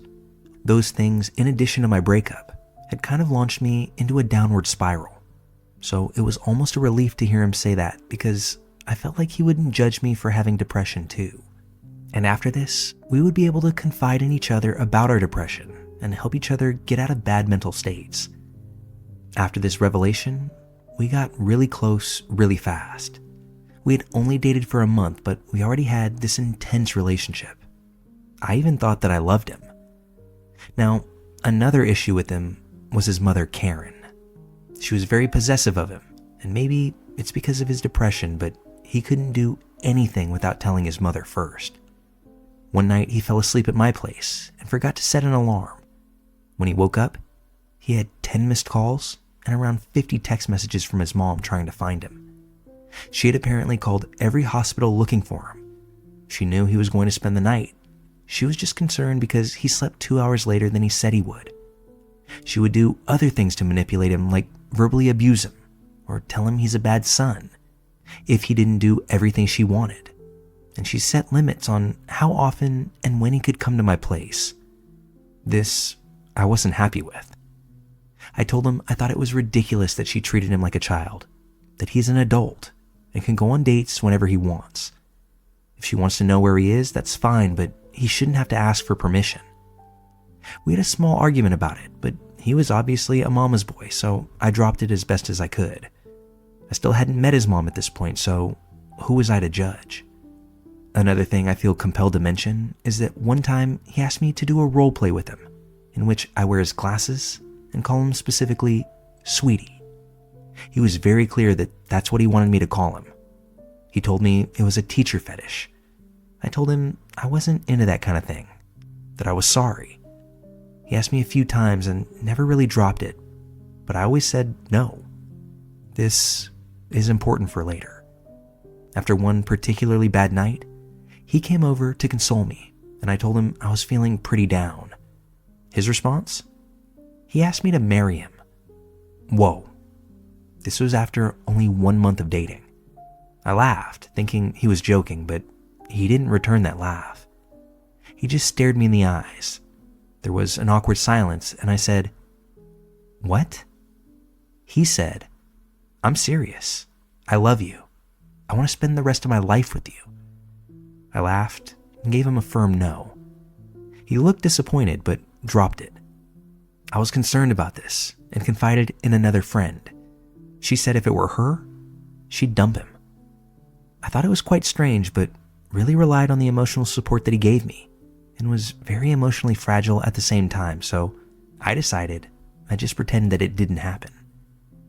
I'd like to mention I know I made mistakes and ignored the red flags, but when I was with him, he often implied or even stated that I was too mentally unwell or unattractive to ever get anyone better than him, and said other manipulative things that made me feel like breaking up with him would be really bad for me. As well, he often made comments about how he would off himself if I ever broke up with him, and how it would be my fault. Yeah, great guy, but I thought I loved him. A few days later, I went to his place for the very first time. He lived with his parents, so when his mom got home from work, I of course introduced myself. She seemed skeptical of me off the bat and wouldn't even shake my hand. She gave me a fake smile and said, "Hi," then started focusing all her attention on John. "Hi, sweetie," she said, giving him a big kiss on the lips. She also wore very similar glasses to him and continued to call him Sweetie all night. That was basically the only thing she called him. Sound familiar to anything else I mentioned? I was very much creeped out, but kept my mouth shut. His mom never really independently spoke to me, only ever talking to me if it was necessary, and I got this truly weird vibe off of her. I had only gone to her house and met her willingly, one time more after this, and it went basically the same, except this time I was doing my homework and she kept making comments about how stupid I was, because I couldn't do my homework and entertain her simultaneously. I tried to argue with her and got called a bitch, but John shut us both down and we just moved on. John's dad also lived there, but mostly said nothing, lurking in the background, or staying in the basement, so he wasn't really important to this story, just an interesting detail, I suppose. Fast forward a few days. I was still talking to John, but I think he sensed that I was growing distant from him. We had been together almost 6 weeks at this point. I get a text from John late one night telling me that he was suicidal and that he needed me. I had a midterm the next day and told him, I'm sorry, I can't be there. I need to sleep and be at school bright and early for my midterm. He was upset by this, so I suggested that he go to the hospital and told him I could meet him there after my test. He didn't respond.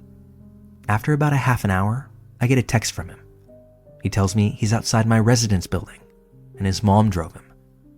I told him again I couldn't go to his place. He says that it's okay and he just wanted to talk. I give in and go outside to meet him and go for a walk. He starts walking me in the direction of the parking lot. I get this bad feeling in my stomach. I don't know why, but I just felt scared. I say, why don't we walk this way and try to turn and go the other direction? He says, no, it's fine, before grabbing my arm tightly. I don't know what else to do, so I say, John, you're making me really uncomfortable. Why are you taking me to the parking lot? I tend to be very concise when I'm stressed out. He said nothing, kept walking me in silence. I try to yank my arm away, but he has a tight grip on me. John, I said loudly. He says, it's okay. Let me go home, John, I say firmly, pulling my arm away. There was no one else around us, and I was scared. I don't think you want to do that, he says, rather emotionless. What? Yes, I do. I'm about to cry at this point. I was so confused and scared. Then he starts explaining. Listen, Kat, my mom is in the driveway, and if you don't get in the car soon, she's going to call the police and tell them you're suicidal. The police will come here and cause a scene, then hold you against your will. My brain started going a million miles a minute. I lived in a university residence and really didn't want the police to pick me up where everyone could see me and cause a scene. I also had been to the hospital before, and my school had warned me of possible repercussions if I tried to harm myself on campus again, which it seemed like he took pleasure in reminding me of. Beyond being confused, I now felt betrayed, but quickly weighing the pros and cons in my head, I thought supporting my boyfriend when he needs me and not causing a scene would be the easiest thing to do, still not realizing why he was doing what he was trying to do. I tell him I'm not happy and that he's blackmailing me, and I don't want to be with him if he's going to treat me this way. But the threats continue, so I just continue on to his car. I get there, and there's his evil mother, with the most disgusting, ugly smirk on her face. Oh, I was just about to call the police, she says. John stands beside me as I get in the back of the car, and he gets in the front. She starts to drive off. As the shock wore off, I realized that I was pissed the fuck off.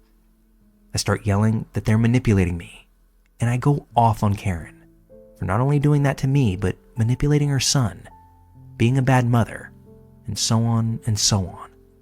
Don't worry, there were a few lines in there about her son being a bad boyfriend too.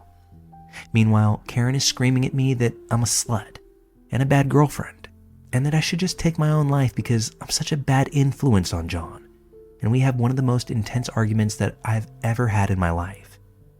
I despise confrontation, and I honestly didn't know I was capable of so much rage, but fear and adrenaline does some wild things to people. Karen then pulls the car over, yelling, "Get out." I lunge at the door, ready to run. "But I will call the police on you," is what I hear as I grab the door handle. This makes me hesitate. Who are they going to believe? A reliable older lady with a respectable job? Or a slutty little autistic hood rat like you? For the record, I'm not autistic. Then she just laughs. The situation dawned on me that I couldn't leave. While pausing to think, with a hand still on the door handle, she escalated her threats from telling the police I was suicidal to telling the police and my school that I assaulted her and her son after he tried to break up with me. And even though the car was parked and the door was unlocked, I didn't feel like I could leave. She said, "In my car, you don't get to talk to me like that. So either be civil and quiet, or get the fuck out." John stayed quiet throughout this entire car ride, not defending himself or his mother, not helping me either, just stone cold and expressionless. I started sobbing and begging her to please let me go, to which she said, "You have every right to leave. but I felt like I had no options. So I swallowed my pride, apologized to disgusting Karen, and I let myself get driven to their house. I tried texting my friend what was going on, but she wasn't answering me. Once we get there, it's like 1, maybe 2 in the morning. I wasn't sure because, of course, my phone had died. Great timing. Karen had been taunting and making fun of me the entire way home, and I wasn't even able to defend myself after her new threats. I was still crying, and John helped me out of the car. He held on to me as we went inside. I don't know if it was because he wanted to get me in quickly or because I could barely move, I was crying so hard. But they kept shushing me, and Karen raised her hand as if to slap me if I didn't shut up, in her words. So I stifled my tears until we got inside. Once we were there, John brings me straight into his room. He asks if I want to watch a movie, but I just lay down and start crying on his bed. He sits beside me and touches my arm in what would have been a comforting way under different circumstances. I pull away, and he just quietly watches videos and occasionally tells me that this was for the best. How I couldn't hurt myself as long as he was protecting me, and now we could both be safe together. His dad was home, but the whole time everything was happening, he said nothing to me and only came into John's room one time to give me a strange look before leaving. Weird guy.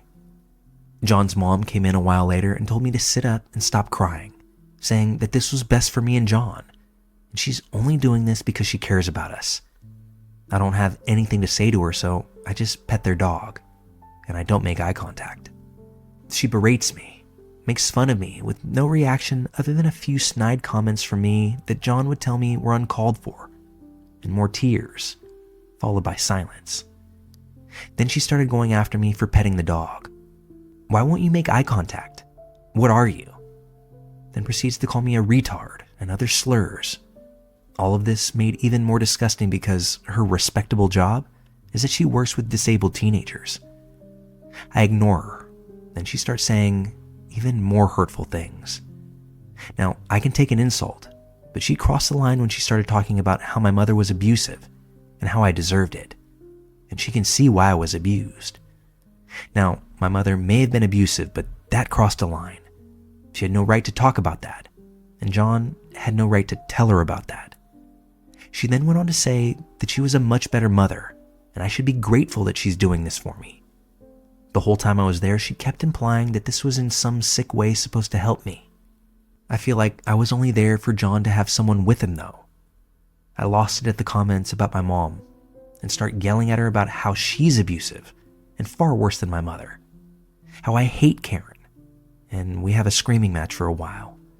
Again, John doesn't defend me and only says that I should listen to his mom. After more insults and yelling, she storms off, and it's just me and John left in the room.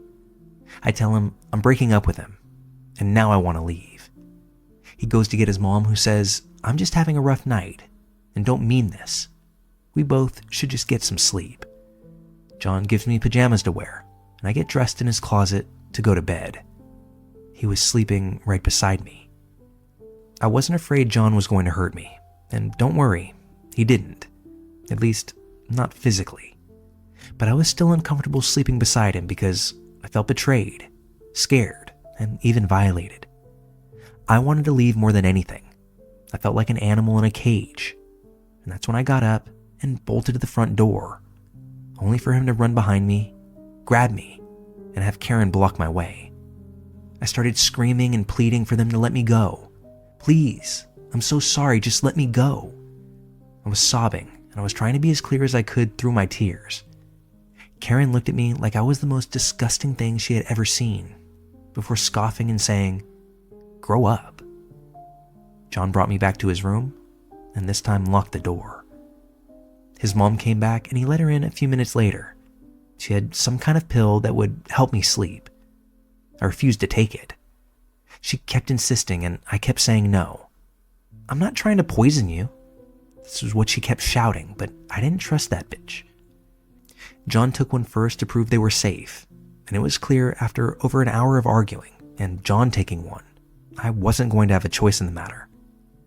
I pretended to take one at first, but the bitch checked my mouth and made sure I actually took it. basically shoved another one in my mouth after she realized I didn't take the first one. After a while, I felt pretty woozy and eventually fell asleep. I still don't know what she gave me, but it tasted awful, and it was the kind to dissolve under my tongue. She had them in a clear plastic baggie, no label. I woke up the next morning and John and his mom were both in the kitchen eating breakfast. I saw my chance. This was the one moment I was alone. I got dressed as fast as I could, found my phone where John had hidden it, still not charged. It had my fare card for public transit in the case though, so I pocketed it and quietly snuck to the door. Nothing had ever been so intense for me before this moment. I put on my shoes really quickly, opened the door, and I fucking ran. I ran like the wind, on the verge of tears once more and shaking. I didn't know the neighborhood, and I didn't know how to get home, but I knew that I needed to get away. I don't know if they chased me or not, or if they even noticed right away. The dog had stayed quiet, so that probably helped. I found a bus stop and got on the first one that showed up. I pull out my card and tap it. Just my luck. No money on it. My brain buzzed. I had no way to get home, but I needed to be on this bus. I had to get away. The bus driver shrugged and said, "You should have money on that card." Meanwhile, I was stuck staring at it. Then all these tears burst from my face. I practically fell over, I was crying so hard, trying to explain to the bus driver what was happening, but all that came out were more crying sounds. This prompted the bus driver to ask if I was okay, and the first word that I was able to finally get out was no, but that only made me cry harder. He just quietly handed me a transfer. I thanked him and sat down really quickly, noticing everyone now staring at me. I just put up my hood and tried to cry quietly. I still don't know how to get home from here, but I realized the bus was going to a subway station, and even though it was a long ride, I could get home from the station. As soon as we got there, I run onto the subway, still crying and shaking. I imagine I was quite the sight. The subway eventually got to my school. Then I realized I couldn't go home. John knew where I lived, and I still feared that they were going to call the police on me. I didn't know what to do, but when I saw someone with a phone charger, I ran over and asked them if I could please charge my phone, that it was an emergency.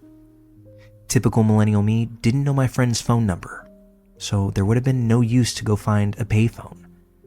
I charged my phone, face covered in tears and probably smudged mascara, and I was immediately able to text my friend. I told her the night before my phone died and that John and Karen wouldn't let me leave their car. She had sent quite a few messages and had apparently tried to come to my house to look for me. I told her where I was and asked if I could go to her place. I got many messages from John as well.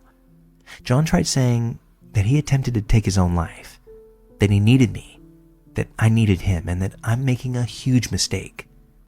Absolutely anything and everything to try to make me respond. Now, I'm sure you guys will judge me for this, but I went to visit him in the hospital. I don't know why, after all that, I decided to do this, but I did. After I got to the ER, his mom then told the nurse that I was also threatening suicide and needed to be put on suicide watch. The nurses took me aside, and they asked me questions, but of course I responded with, "No, I'm not suicidal." And I was legally an adult, so they couldn't take Karen's word over mine. Thus, they didn't hospitalize me. I told John unequivocally we were over, and I hope that he gets better soon. But he was mad at me.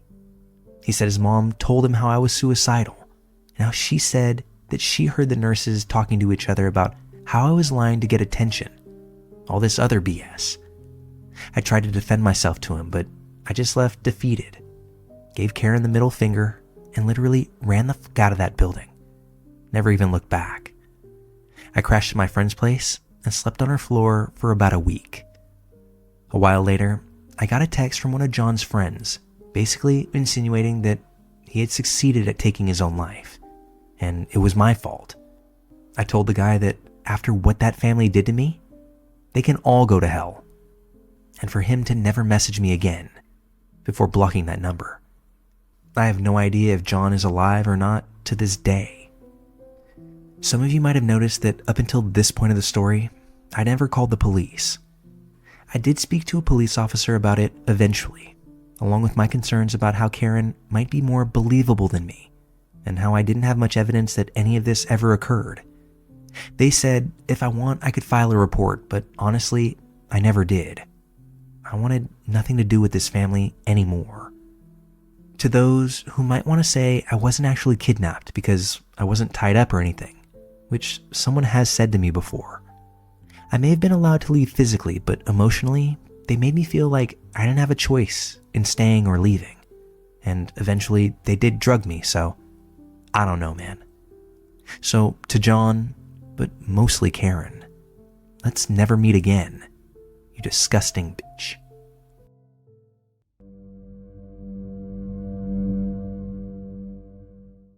I'm not even entirely sure if this is the right place for this, but I can't think of anywhere else that I'd rather share it. I really want to talk about it, but I can't with anyone I know because of someone else's wishes. When I was about 11, I had a steady babysitter named Jane. My brother and sister were 17 and 18, so they were either too cool to babysit me or busy with school around this time. Jane was their age, but I don't think her family had a lot of money, so she would babysit me almost every weekend instead of doing normal teenager stuff. My family lived in a pretty well-to-do cul-de-sac in the back of a large neighborhood. It was one of those neighborhoods where the houses got nicer the further back you went.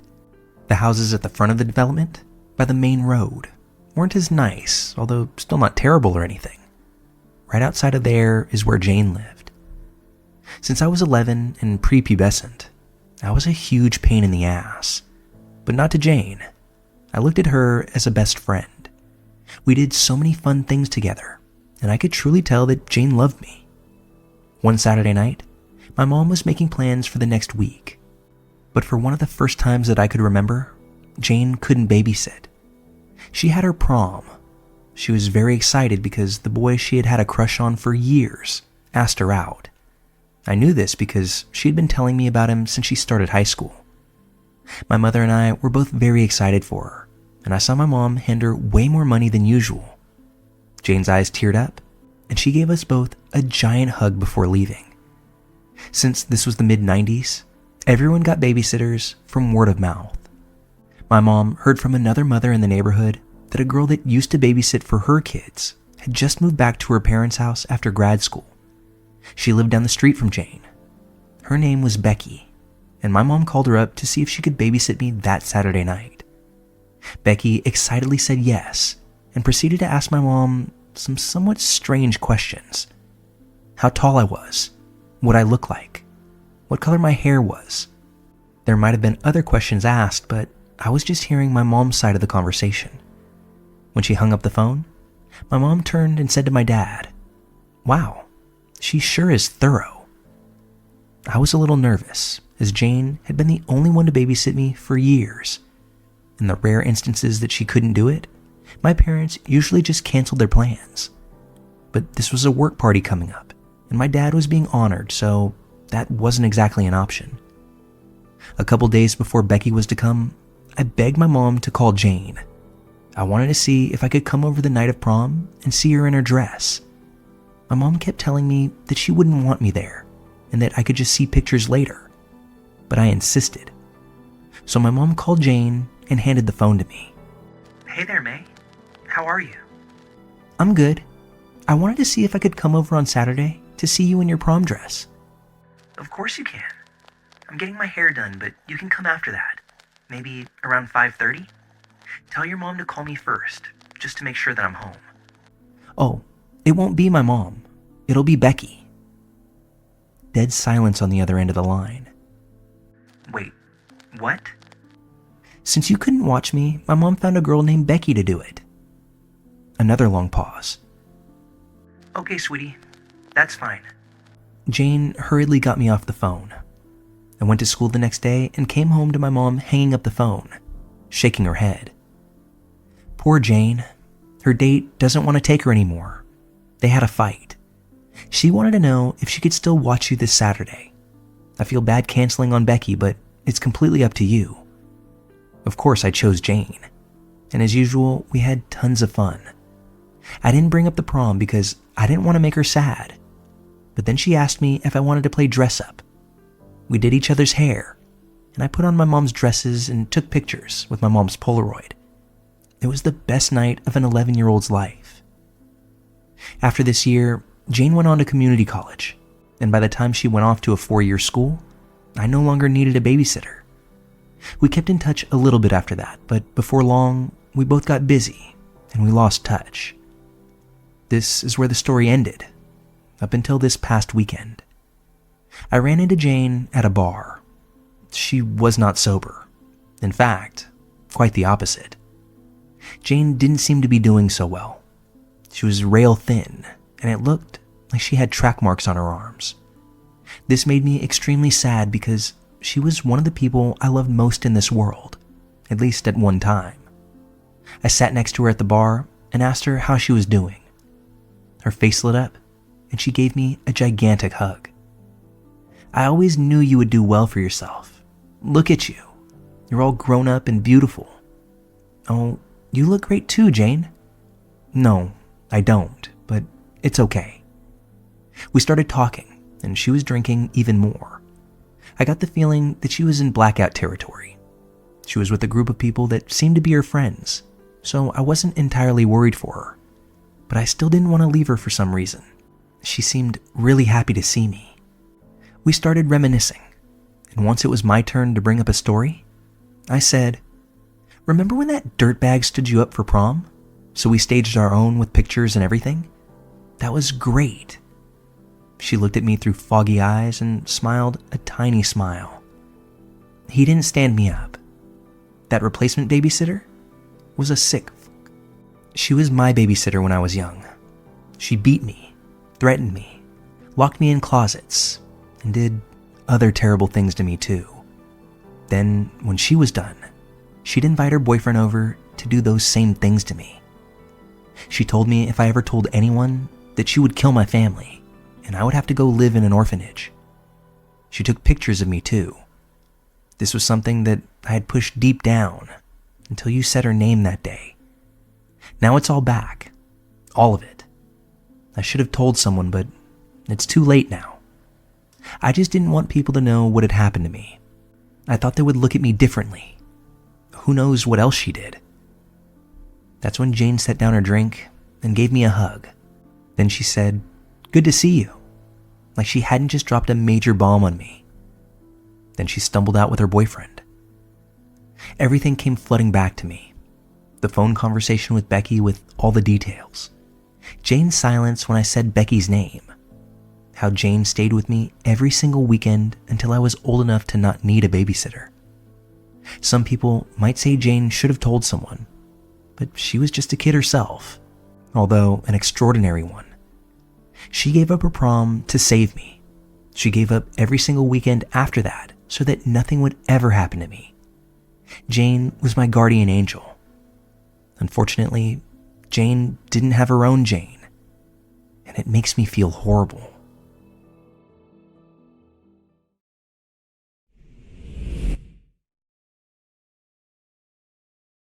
As a humanist, I try to look for opportunities to help my fellow human beings, to be a living example of kindness and compassion, hopefully leaving the world nicer than when I found it.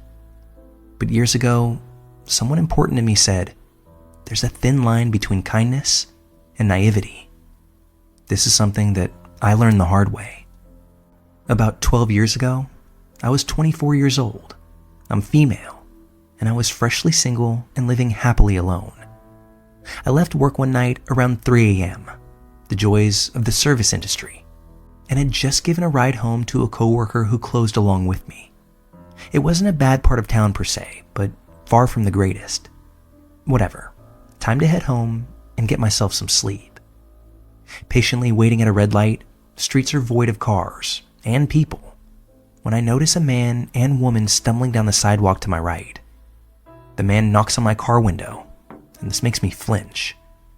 My car doesn't have electronic anything, and my window is already down an inch. But maybe they need help or something. Why else would they be staggering around at 3 a.m.? Her ankle is broken, She can't walk. The lady is kind of swaying just out of my view, moaning either in pain or inebriation. I frown at them. I can call someone if you like. Or there's a gas station over there. Maybe you could... But without hesitation, the guy opens my front passenger door. The one my coworker hadn't locked when she got out. The woman staggers into my car. It all happened so fast. I was stunned. Even more so when the guy squeezed in beside her. Two people somehow fitting into the front seat of my Toyota Corolla. I was supremely conscious of the woman's leg pressing against my purse at her feet. Inside of it was my phone, Kindle, and wallet with all the hard-earned money I'd made the past 2 weeks of waiting tables. They reeked of alcohol, and their eyes had this glaze to them. It was now pretty obvious that they were high as fuck. The guy tells me, "I need you to drive us to the Kroger." "You mean the Walmart just up the street?" "Drive, whatever, just drive." "Oh, okay," I stammered and complied. I didn't know if they were armed, and I didn't want to find out. The guy was drinking something out of a bottle in a brown paper bag, like a class act. What would they do if I refused? They were clearly in an altered state, unpredictable, dangerous. I didn't want to escalate, and I didn't want to provoke. I pressed my lips into a forced smile. I decided I would be as calm and as polite as I could manage, and maybe, just maybe, they'd have second thoughts about murdering someone so nice, or at least feel a little bad about it. They tried to engage me in conversation as we drove. The woman seemed about 40, leathery skin, and quite manic. She would rattle off schizophrenic nonsense 1 minute, and then become incredibly lucid and well-spoken on a complex topic for the next. Watching her go back and forth between the two states was absolutely surreal. She told me I didn't need to be scared. They weren't going to hurt me. They just needed a ride. I nodded, kept up that fake smile, while I continued to scream internally. The man seemed much older than she was, probably in his 60s, bald with wisps of white hair. Maybe it was her father, or an uncle. He would only speak up to give turn-by-turn directions, and would lose his shit at me if I so much as changed lanes unexpectedly. As the neighborhood deteriorated around us, I desperately scanned the roads for a police car on patrol. I'd call attention to myself somehow, run a red light, honk, swerve at them, anything to draw attention, and I'd be saved, and no such luck. My passengers were becoming increasingly agitated and paranoid as we neared our destination. I think they could sense my fear because the woman began to play with my hair and stroke my cheek. "Hey, don't be scared. I said we're not going to hurt you. You're such a nice girl," she cooed in my ear. "You're so nice. Such a pretty girl. Holy sh..." The man just chuckled. I see the Kroger across the street. But no, they scream at me. Turn left, into the sketchiest apartment complex I've ever seen. My heart sank. This is how it ends, I thought. Or dead, maybe both. They have me idle in the parking lot and the guy gets out. "I'll be right back. Make sure she don't go nowhere. We got more stops after this." Oh, hell no. The woman stays with me in the car and the guy disappears into one of the units. This is clearly a drug deal. I idly wonder if I'm guilty of a crime now, an accessory to something. I wonder if they're going to try to get me to come party with them later, or some other shit. Not going to happen. I knew if they got me out of my car, it'd be the beginning of the end. Once the man leaves, the woman spreads out in the passenger seat. At first, I think she's just making herself comfortable, until her legs part suggestively, and she begins to sexy slow dance in my 2008 Toyota Corolla to My Immortal.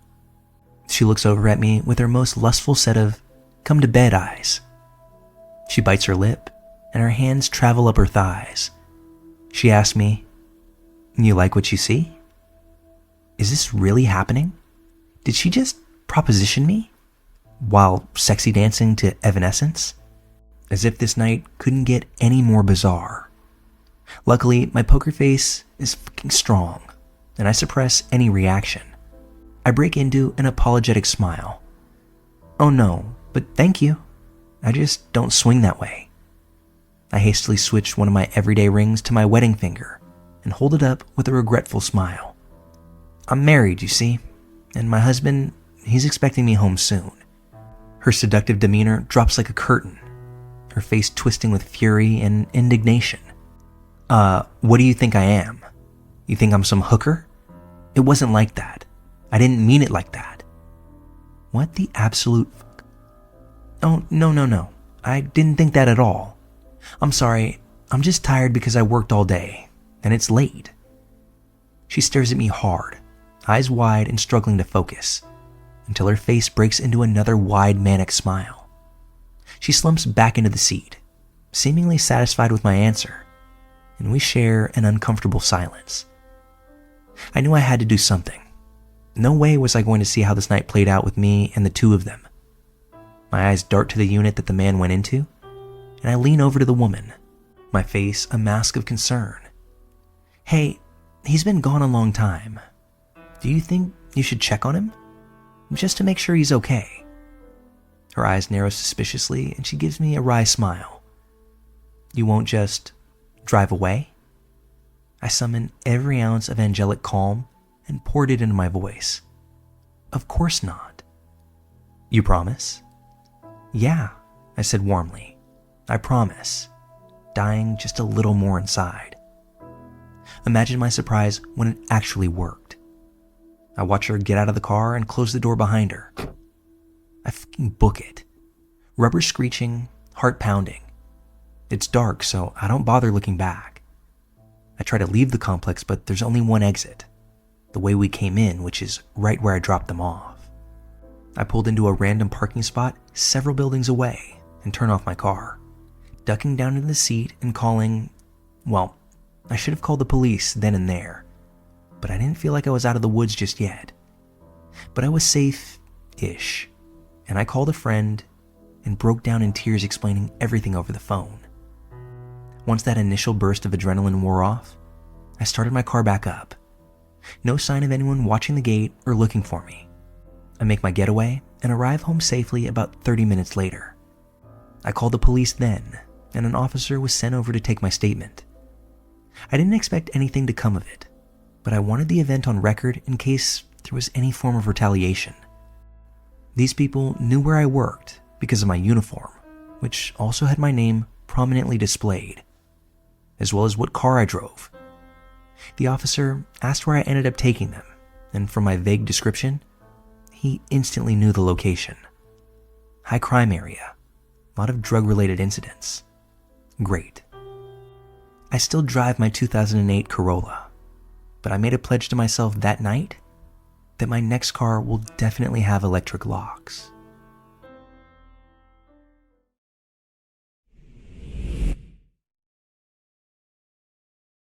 When I was 17, I needed to get a job. I was out of high school and living with my parents who were driving me up the walls. I knew I needed to get out. I was applying for jobs everywhere I could. I would walk into a store and immediately ask if they were hiring. I didn't exactly care where I worked. I just needed the money to get out of my current living situation. The local grocery store was having a mass hire job fair type deal on a specific day and time. I woke up early, got ready, and went in. Everyone looking to get a job had to stand in a line and wait to be interviewed. No big deal. I just fumbled around with my phone while I waited. The guy in front of me was standing sideways so he could easily face me and anyone else behind me. He continually asked me questions like, "Is this your first job? How old are you? How far would you have to drive to get to work here?" After that last one, I sarcastically told him I didn't know he was the person that was supposed to interview me. I thought he got the point because he stopped talking to me after that. We get up further in the line, and finally he's being interviewed in this little office. It was really just a setup of tall pieces of cardboard that gave the illusion of privacy during your interview. It was set up right in the front of the grocery store so anyone walking outside could see you doing your interview. I was actually getting nervous because I really wanted the job. When he got done and came out, he walks right up to me and says, "I hope you get the job, cutie. I'd love to see more of you." If it weren't for my own interview coming up moments from then, I probably would have told him to get lost. But anyway, I steady myself and make my way into that makeshift cubicle, office, whatever. The guy hands me some papers and tells me to fill them out. I do so and hand the packet right back to the man once I'm done. When I lifted my head up, I saw that behind the man interviewing me was the creep from the line, now standing outside the grocery store, watching me do my interview. I was reasonably anxious before, but now I was starting to worry about this creep. I try my best to make it through the interview without looking at the guy and answer the questions that I'm being asked, but occasional glances towards him rewarded me with witnessing this creep straight up groping the glass, having his hand down his pants, hopefully only acting like he was jerking off, before finally taking pictures of me with his phone. I was ready to call the cops as soon as I got out of there, if this guy was still around. When my interview was wrapping up, I was given some pamphlets and a gift card for a few bucks off groceries. I shook hands with the interviewer, said my goodbyes. When I looked back at the window, the creepy guy wasn't there any longer, and this feeling of relief washed over me completely. I went to leave the store, and I hoped to God that I hadn't fucked up my interview, thanks to that guy's distractions. I walked through the grocery store back to the door that I entered through, and shortly after walking outside, I saw him leaning up against the wall. He saw me. It was like he was waiting for me. I pulled out my keys and put them in between my knuckles like I was taught to do at a young age, and my other hand went straight into my pocket, holding my phone. I started walking towards my car, but unfortunately, my route was going to take me right past him. When it did, he stepped out to walk beside me. So, how'd it go? I didn't respond. I didn't say a thing to him. You're really too cute to be working at a grocery store, you know. You could make a lot more money without even having to leave your house if you just went online. This started to border on disgusting, but still I said nothing. Oh, so you're going to be like that? Not say anything to me? Probably a good idea, because if you open that mouth, I'd be tempted to stick my I cut him off. I cut him off by swinging around towards him and punching him in the throat with my key fist. Unfortunately, my grip on the keys weren't tight enough, and they fell out of my hand on impact. But it was enough to shut him up and get him choking. I snatched my keys off the ground and started running for my car. He was following me, shouting after me, calling me a fucking bitch and other vulgarities that I don't remember. I got into my car and locked it just in time, right as he slammed his hands down on my driver's side window.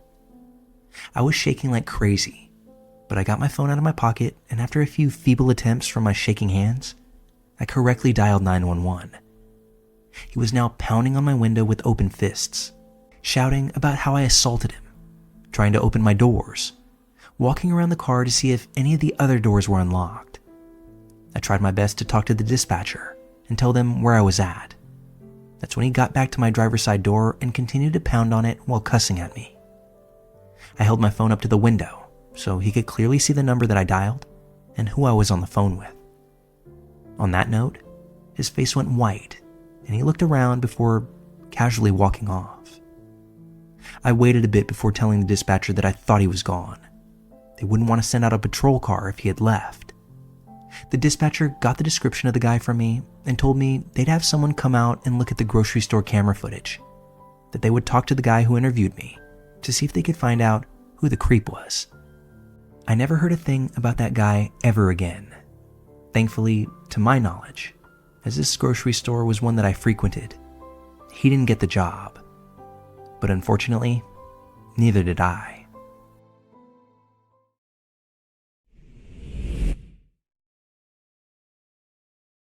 When I was in college, my dad came down to help me move into a new apartment complex. The new place was about 5 stories high, and each level had an identical layout with apartment units along indoor hallways, which were accessed from an elevator to the parking garage down below. I was the last one of my 3 roommates to move into the new place, so there was already some furniture and decor with which I wasn't familiar. This is relevant, I swear. Dad and I were unloading the truck from the garage below, so we would take the elevator to my place on the 5th floor with each load. As we carried my big mattress into the apartment, I had to set it down for a moment to readjust my grip before we went through the door to my new bedroom. That's when I actually looked at my surroundings and thought, I don't recognize that couch. And where did that half-empty bottle of Jack Daniels on the counter come from? Right then, I also remembered that nobody else was home, but I could hear the shower turning off and a man's voice timidly say, "Hello?" from the bathroom. As it dawned on us both that we were in the wrong unit, my dad just shouts, "Abort! Abort!" before he grabs his end of the mattress and shoves me and the bed back out into the hallway. We realized that we had gotten off on the wrong floor and gone into the unit directly below mine. Luckily, we made it back to my floor before the poor guy from the shower ever saw us. Well, fast forward a couple of months, and I had kind of forgotten about this whole event. One of my roommates had gotten to know the guys in the unit below us, and they would sometimes come up to our place to smoke our weed. One night, we were all hanging out in the living room with Andrew, one of the downstairs dudes, and it came up in conversation that we liked the great security in our building because this was a bigger city than any of us were used to. Andrew agreed, in general, but he then told us about this one time he totally freaked out because when he was in the shower, he swore he heard multiple people in his apartment thumping around and talking to each other right outside of the bathroom door.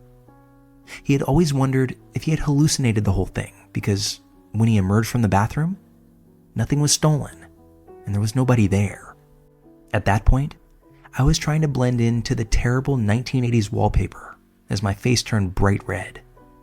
My roommates all knew and loved the story of my dad and I breaking into the downstairs neighbor's apartment and then running away like total creeps. Of course, one of my girls doesn't miss a beat and said, "Oh yeah, that was just Stephanie and her dad trying to move her mattress into your bedroom." After I explained the whole situation, Andrew said he was ultimately relieved to learn it wasn't someone with malicious intent. But I never was able to shake my new nickname, Creeper-S. So there you have it. My story of how my dad and I were inadvertently the local sketchballs. Hope you enjoyed it.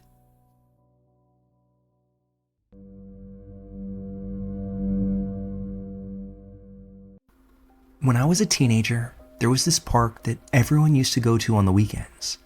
It was the unofficial meetup spot in my town. Just a big open space where about 40 of us or so would gather and drink whatever cheap alcohol we could get our hands on. Underage drinking was just kind of the norm back then. No one really thought twice about it. The park itself was next to a small pub and a corner shop. And since none of us wanted to crouch behind a bush when we needed to pee, especially not the girls, we'd sneak into the pub to use the toilets. It wasn't uncommon. We'd act confident, walk in like we belonged, and hope that no one would question us. One Friday night around 9 p.m., I had had a few drinks. MD 2020 anyone? And I went up to the pub alone to use the bathroom. It was already pitch black out, and I was definitely tipsy, but nothing out of the ordinary. Just the start to another weekend. When I came out of the pub, this couple approached me. They were maybe early to mid-20s, not old, but definitely not teens. They stopped me and asked why I was in the pub, telling me I looked a bit young to be there. I sort of snapped back at them, saying I was just using the toilet. What's the big deal? But instead of giving me grief, they started being nice to me, like overly nice, asking questions about me, where I was from, whether I came to the park often. The guy told me I was pretty. The woman kept touching my hair, saying it was long and beautiful, and that I was lucky to have it. I remember thinking it was weird, especially the hair stroking, but I was drunk and just chalked it up to them being a bit buzzed and friendly themselves. Then the woman said, "Wait here," and the two of them went into the corner shop. I stood there on that corner awkwardly. Part of me wanted to leave, but just then a few of my friends were coming up from the park and heading in my direction, so I stayed put. When the couple came out, they handed me a plastic bag filled with stuff. "We got you a few things," they said, smiling. "You deserve them." Inside the bag was a bottle of WKD, a 10-pack of cigarettes, a giant bag of crisps, a Kinder Egg, and a kid's bat and ball set. The whole thing was bizarre, and I didn't even know what to say. I just sort of muttered thanks. My friends gathered around, asking me who the couple were. And that's when the couple gave me a big hug and said, "If you want more, just come back next week. Only come on your own." Then they left. Me and my friends ended up sharing the snacks and playing with the bat and ball in the dark like idiots. It was funny at the time, but even then, something about this whole interaction stayed in the back of my mind. The way they looked at me, the things they said, it was just plain odd. After that night, I'd see that couple around, always in the same spot, hanging around outside the pub or by that shop. They never came up to me again, and I never approached them. But they were there, week after week, almost like they were waiting for something. Then, I remember around this time I got grounded for something, although I don't remember what for anymore, and I wasn't allowed out for about a month. When I finally got to go back to the park, people were talking about something. There was this gossip flying around about a girl. No one seemed to know exactly who she was, but the story was that she'd met a couple near the pub. This nice-seeming couple that gave her stuff. Sound familiar? The only difference is that she had gone off with them. Apparently, one night they offered her a ride home, but they didn't take her home. From what I heard, they threatened her with stuff, like telling her parents about the things she'd been doing, and then they ended up forcing her into a threesome. At that time, I didn't fully understand what that meant. I don't think any of us did. But now, looking back as an adult, I know exactly what that was. It was rape. They had manipulated her, trapped her, and did something disgusting to someone who was too young and too vulnerable to know how to escape it. When I heard that, my stomach dropped. It was like this cold wave that rushed over me, because that very easily could have been me. It almost was. The pieces were all there. The kindness, the free stuff, the specific instruction to come back alone, the lingering presence every weekend. They were planning something, and I just happened to slip out of their reach. I still don't know who the girl was. I never saw or met her. But from what people said, she didn't go to the same school as us. And as far as I know, she never reported it. I hope she's okay. I really do, because what happened to her has stayed with me all these years, even though I only heard it secondhand. I'm in my late 40s now. That happened when I was 15. It's crazy to me that it's been over 30 years since, and it still creeps me out to think about, especially now that I understand just how calculated it all was. That couple weren't just weird or drunk. They were predators, and they knew exactly what they were doing. I was drunk, alone, and underage, and I was just flattered by the attention, even if part of me knew that it felt wrong. That's what makes it so scary, just how easily I let my guard down. This story came back to me recently after reading something online that reminded me of it. I hadn't thought about it in years, but now that I have, it's all I can think about. That bat and ball set, that hug, the hair stroking. I was lucky. That's the truth. I was unbelievably lucky that nothing happened to me. And I hope that girl, wherever she is now, got the help that she needed. Or peace. Or some kind of closure. Because what happened to her was real. And not okay. I share this because I think about how many young girls go through something similar. How often it gets brushed off as weird or awkward or creepy. But never dangerous. I want someone else to read this and recognize that feeling. That gut instinct that something isn't right, and actually listen to it. I hope those two people were stopped eventually, because I'm certain that that girl wasn't their first, and I fear that she wasn't their last. Update. I wasn't expecting so many responses to my post, and I truly appreciate everyone who took the time to read it. A few people asked me where this happened, and I hadn't originally thought to include it, but I grew up in Ontario, Canada. The night that I'm talking about, it would have been around 1990. A few commenters mentioned something that I hadn't even considered. that the couple I encountered that night might have been Paul Bernardo and Carla Homolka, who together were known as the Ken and Barbie Killers. I didn't know that about them when I first read their names, so I ended up going down a rabbit hole that I wasn't really prepared for. But the timeline, the location, the way they operated as this friendly, attractive couple, it all lines up more than I'm comfortable admitting. They were known to hang around public places, near schools and parks. They targeted girls my age, and they did it as a team. Knowing what I do now, it makes everything about that night feel so much darker. Obviously, I can't prove it was them, but it's absolutely possible. And that thought has been sitting heavy on my chest ever since. I guess I really did dodge something much, much worse than I understood at the time. Thank you to those who pointed this out. I'm still kind of in shock because of it.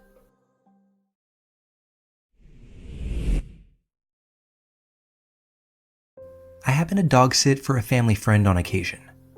When they go out of town, they prefer to have someone stay at the house with the dogs, so that's where I come in. I grew up in a town in the middle of nowhere, and I love the countryside, so for me, this is like a staycation, because I live in the city now and never have any time to myself. Anyway, their house is out in the middle of nowhere. When I say nowhere, I mean this place takes 2 hours to get to from my job, and is about 45 minutes to the nearest town or interstate. There's only one neighbor within 5 miles, and he lives directly across the street. I'm used to this where I'm from. It's supposed to give you the space you need, but also help you feel safer, knowing you have at least one person nearby. However, this guy has done nothing but make me feel unsafe as hell. So I get to Terry and Johnny's house, and they're telling me the drill. When to feed the dogs, who are 2 super cute and spoiled Australian cattle dogs, when they want the plants watered, where to stash the mail, etc. Then, as they're loading up their stuff to take to the car, Terry says, "Oh, don't forget to tell him about Steve." John says, "Oh yeah, don't worry about the neighbor across the street. He's harmless. The guy drinks a lot and is a little off, but like I said, totally harmless. Hell, he's lost his license so many times, all he can do is drive a moped to get to town." That's when Johnny smiles and chuckles, but then stops short, saying, "But just in case, this is where we keep the gun." John takes me to his office, shows me where he keeps the gun, and explains that it's loaded. If I were to need to use it, I don't need to cock it, just pull the trigger extra hard. At this point, I'm like, whatever. You keep a gun in your house when it takes police at least 45 minutes to get to your home. Still, I'm not exactly worried about this drunk weirdo across the street. I figure I enjoy this middle of nowhere life, and I've got 2 protective dogs that will attack on a 1-word command, so I'm feeling pretty safe. Terry and Johnny leave around 3 p.m. I took the dogs for a walk and played some frisbee before beginning to unload my stuff while they're still worn out from all the running. As I come back out for my second load of stuff, which consists of work clothes and my Xbox to keep me entertained during the late evenings, I hear their neighbor Steve slam his door while seemingly having a phone conversation. At first, I just hear his voice faintly. Then he yells, "Where the f*** did you go?"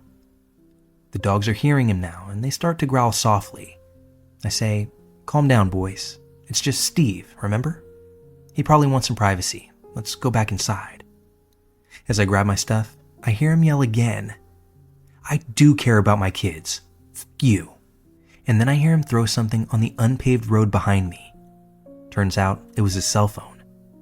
As I'm grabbing my stuff, the dogs start going crazy and run up just a few feet behind me, barking and growling viciously now. I drop my stuff and turn around to see the neighbor at the end of the driveway, maybe 50 feet from me, just staring. I yell at the dogs to calm down and to get back at my side. They do. I then give a friendly wave to Steve. In my head, I'm thinking, this is kind of weird, but he's probably been drinking. Plus, they said the guy is harmless. I've dog sat for plenty of people before, and never had a problem with any of the neighbors. That's when Steve takes a single step forward and says in a manipulative sounding voice, "You all right?" Steve is wearing dirty jeans, work boots, a dirty red hoodie, and a red hat that just happened to have a Confederate flag on it. He's also got brown, dirty hair to his shoulders and a beard that's maybe 5 inches long. "Yeah, I'm pretty good. My name's Dave. Just dog sitting for Johnny and Terry this week. Ready to get in and call it an evening with the boys." I look down at the dogs to see their reaction. They look like they're about to attack, and I'd never seen them like this before. "How about yourself?" We sat in silence for about 30 seconds before Steve stated, "I'm asking you if you're all right. I'm Steve." "Well, nice to meet you, Steve. Thanks for being a good neighbor and checking, but like I said, I'm good. Are you all right?" Again, silence. Now this silence lasts for maybe a whole minute, and I figure he's wasted. I should just get inside with my shit. So I turn around and finish grabbing my stuff, and as I do, I hear him take one more step onto the gravel driveway. Dogs bark again. I turn around and Steve says, "I know them. Them dogs won't do nothing to me." They are some good damn dogs, that's for sure. Although I'm beginning to feel super uneasy, I close my trunk and turn around to see if he's going to say anything else. I was about to tell him that I was going inside, and then instead awkwardly say, "Yeah, He cut me off. "Yeah, what?" he yelled. I'm a bit shocked, and I say, "Yeah, I'm going inside now. Thanks again for checking, Steve. I'm fine. I've got the dogs this week. Have a good night." I turn and go, and the dogs follow me with no problem. Steve continues to stand where I left him for literally 10 minutes, now just staring at the house. I think this is a good time to make a note. This house doesn't exactly have a front entrance. There's a side door and a back door. The back door is the main door because the front of the house has those big green fluffy privacy trees, so I can't even see Steve's house through the front windows. You can't see either doors from the street. You'd have to come onto the property to see them. It's about 6 o'clock, and where I'm at, the sun starts going down around then, but doesn't actually get dark until about 9:15 during the summer. Anyway, the dogs and I are on the couch, and I've got my gaming headphones on while playing Red Dead Redemption 2 online. All of a sudden, the dogs flip their running towards the back door, barking and growling. I'm like, what the f***? They don't do that unless someone pulls up in their car and they don't know who it is. I'm not having anyone over. So I grab my knife, which is always close by, and start walking towards the back door. The dogs are still going crazy, and I have no idea what they're looking at. I don't see anything. But then I look closer. I see moped taillights in the driveway, seemingly hiding behind my car. I then try and focus in and see that Steve is turned around, staring at the back of the house from his moped, ducking behind my car. I get the dogs to be quiet, and I hide to see what he's doing. The dogs are still growling, but at least they're not giving away my location right now. I watch him for a solid 5 minutes. No movement, just a creepy stare in my general direction. I don't think that he can see me, but I'm not 100% sure. He then shuts off his moped and crouches next to my car, where I can see him now peeking into my car windows. When I lived in the country, I never locked any doors. Not my house, not my car, nothing. Since I work and live downtown now, I naturally keep all of my doors locked at all times. I don't see him try to get into it, but he walks around my car several times. He's not crouching anymore. Obviously, he feels like no one's watching him, or gives a that he's looking into my car. But he's only taking a single step, looking inside of the vehicle, then back at the house. Repeat. A single step at a time. It was kind of creepy to watch. At this point, I text Terry and tell her that Steve is doing some weird shit, and I tell her I'm starting to feel uncomfortable. I get a text back reading, "Call the cops if you feel unsafe. They know him. They can come talk to him. Remind me to tell you about the time he was standing out by the tree at 6 a.m. when I was leaving for work when we get back. We think he had a psychotic break." How comforting, right? So I talk myself down some. This guy's just wasted, but if he starts getting close to the door, I'm calling the cops. Dumb idea looking back because the cops take so long to get out there. I'm watching him as he's made his second round looking into my car. He then gets back onto his moped and drives off. As he passes the window that faces the driveway, he sped up. I imagine trying to make it so I wouldn't see him if I were just watching TV. Now it's like 8 p.m. and the dogs are starting to go crazy again. I look out and now his moped is parked in plain view and he's standing on the walkway just about 30 feet from the house, staring at it while talking to himself. I had previously turned all the lights off so that he couldn't easily see in and see what I was doing. I see him take a single step towards the door, now 29 feet away. I grab the gun. I've calmed the dogs down and they're in full-on protective mode. One dog to my left, one to my right. It's now 8:15 and I call the cops. I explain the situation and that the owners think he had a psychotic break. As I'm halfway through explaining why I'm starting to fear for my safety, the operator says, "Sir, what is your address again?" I tell her, "I'm sorry, sir, but you're not located in our county. I'll have to transfer you to XYZ County." "Are you serious? The owner said that the cops in your area know him very well and know how to handle him. Isn't that you?" "Yes, sir, that is us. But you are located in a different county. That's not our jurisdiction. The guy who's bothering me lives in your county. That's why I'm calling you." But the operator then transfers me to another county. When this dispatcher answers the phone with the average, "911, what's your emergency?" I'm silent. I'm looking out the kitchen window and Steve has come up about 4 to 5 feet since the last time I looked out there. "911, what's your emergency?" I then explain what's happening and explain that I was transferred because I'm apparently not in their jurisdiction. She then tells me to remain calm and to turn all the lights on. I said, "F that. This guy is waiting for me to do something like that. The doors are locked and I have a firearm. If he enters, I will shoot." She then tells me that it's safest with the lights on. She breaks me down and I turn them on. Steve notices. That's when he turns and gets on his moped and drives back to his house. I tell her what happened. She asks if I would still like to have an officer come out. Hell yeah, I want an officer to come out. Apparently, the cops in the South County know him, but she transferred me to you. This is the 3rd time he's come onto this property and he's getting closer and closer to the door. Ma'am, I don't feel safe. Someone that's not me needs to talk to this guy. Calm down, sir. We'll send somebody, but based on where you're located, it'll take a while for one to get out there. That's fine. I just want someone out here. Thank you. I asked her if she would stay on the line until he got here or not. She says that an officer is on his way, but she needs to be available if anyone else calls in. She told me if he comes back and I'm still uneasy, to call them without hesitation. Now it's about 9 p.m. and the sun is getting awfully close to setting completely, when again, the dogs go crazy. Now I'm getting real pissed off and walking around the house with a loaded gun so that if Steve sees me, he sees that fucking gun too. I look out the window and see his moped, but I don't see him. What the fuck? Where is he? From the window in the kitchen, I can't see the back door, so I go upstairs. One dog follows while the other is a little too old to climb stairs. And that's when I peek down through the bathroom window. Steve is on the back porch lighting matches and throwing them down onto the wooden porch. He doesn't seem so harmless anymore. He's muttering to himself and twisting his head back and forth like he's getting warmed up to fight or having a conversation with another one of his personalities or something. I start filming him from the upstairs window, just in case I die, you know?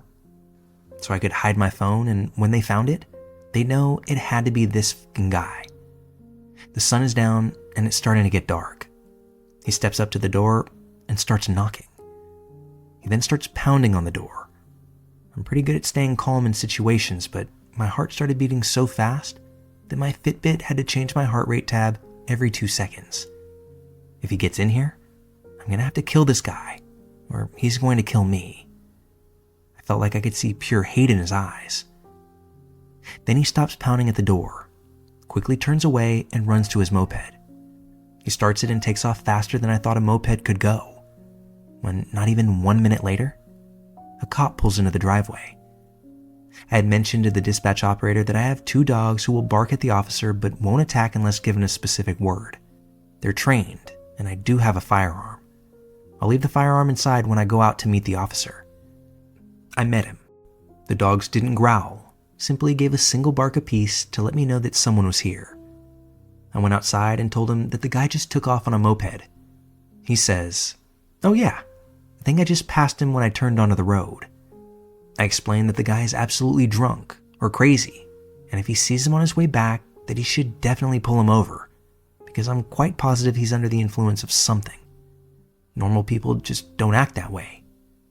The cop basically shrugs everything off and says, "Well, are you going to stay the night here?" I told him no. I'll leave the dogs overnight and come back in the morning. I asked him to stay while I packed everything up. I go back inside, give the dogs love and treats, and crate them for the evening. I take off and return the next day with my dad. My dad begins walking the perimeter of the property in order to try and show Steve that there's another guy staying here.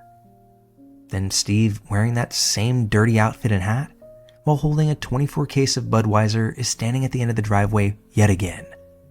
I'm watching this unfold from the front window. I see my dad at the other end of the yard.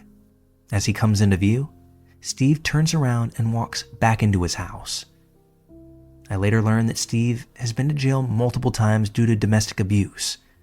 His kids aren't allowed to see him due to his violent nature, and that he just bought a four-wheeler. No one knows how he gets his money to get these things. Terry and Johnny had never seen him leave for work.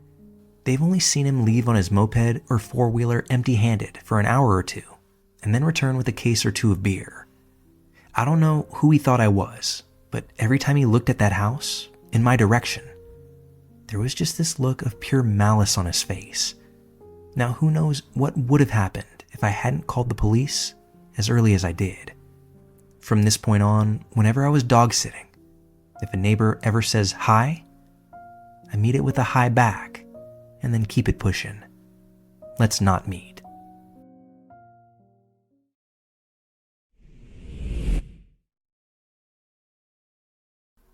During my first and only semester of college, my very good friend Jake was dating this girl Stacy that we knew from high school.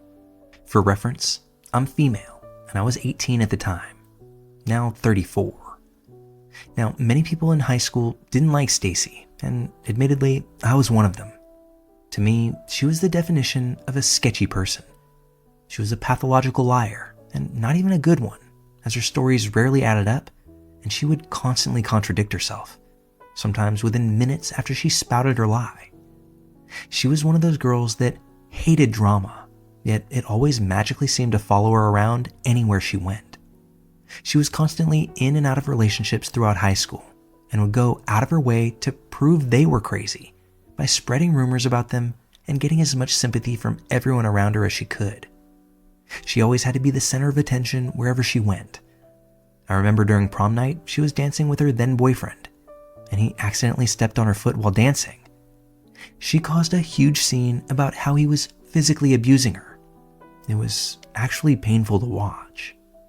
There's much more I could get into about this chick, but in general, she's just an extremely toxic person who nobody should be subjected to be in the presence of. It's also worth noting that she had a drug problem that she often tried to hide. This might come into play later. So back to the story. Jake and Stacy had a class together and hit it off rather quickly. Jake was skeptical at first, but when Jake brought up her reputation in high school, Stacy claimed that she was raped by an ex-boyfriend she had, and that's why she acted the way she did, and that she worked on getting better and was fine now.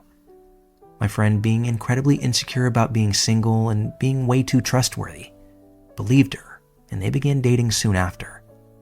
The relationship was extremely dysfunctional and was rampant with emotional abuse and manipulation on her end. But the aspect I want to focus on was her constantly trying to squeeze money out of him, along with her aforementioned drug problem. Stacy would constantly ask Jake for small amounts of money here and there, usually ranging between $10 and $20. Jake didn't mind all that much, as he bought into her story of her struggling financially, and he felt bad. But one day she asked for over $500 to cover her rent, which he flatly refused. She flipped out on him and didn't talk to him until she drunk-dialed him late that night and began revealing that she was doing drugs, and it was all because of how terrible her life was and that he wasn't helping.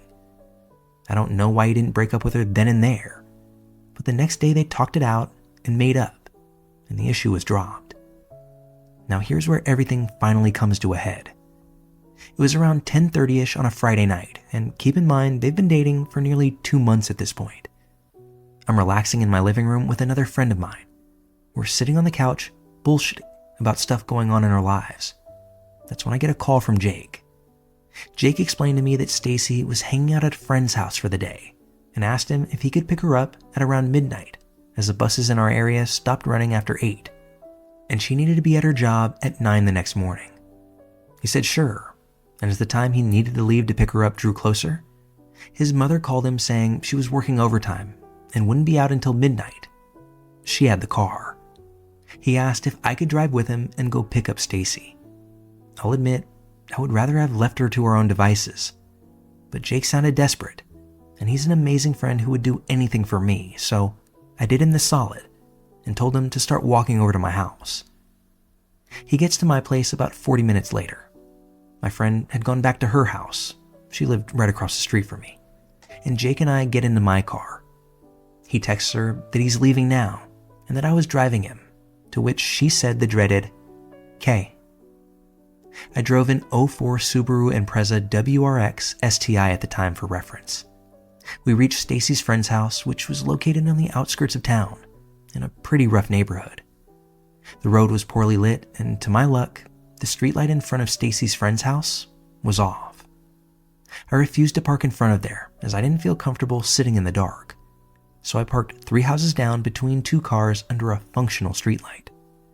Jake messages Stacy, "We're here." She doesn't respond.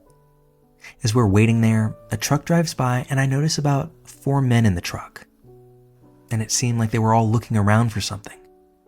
At first I figured maybe they were lost and looking for an address. But this thought was thrown out the window when not even 2 minutes later, the truck drives by again. This time only slower. The guy in the front passenger seat makes direct eye contact with me as the truck passes my car. I tell Jake that something is definitely wrong and to call Stacy so we can leave. He agrees and calls her, and it's dead quiet outside so I can hear the conversation. She answers and says, "Hey, where are you?" "We're down the block. Come outside," Jake said. "I'm looking outside. I don't see your car." "That's because we're in Megan's car. It's a gray Subaru," Jake said back. And almost immediately after he says that, the phone call drops. Jake just looks at his phone in complete confusion, wondering what's going on. I'm starting to get extremely nervous now between both the truck that was circling around before and Stacy's sketchy behavior. I decide that if something's up, I'm not just going to be a sitting duck and stay parked on the road if shit goes south. I pull out of the spot to drive up in front of the house, and as I'm pulling out, I hear a vehicle loudly in the distance behind us. I look in my rearview mirror to see the truck from before, now turning quickly, driving up the block.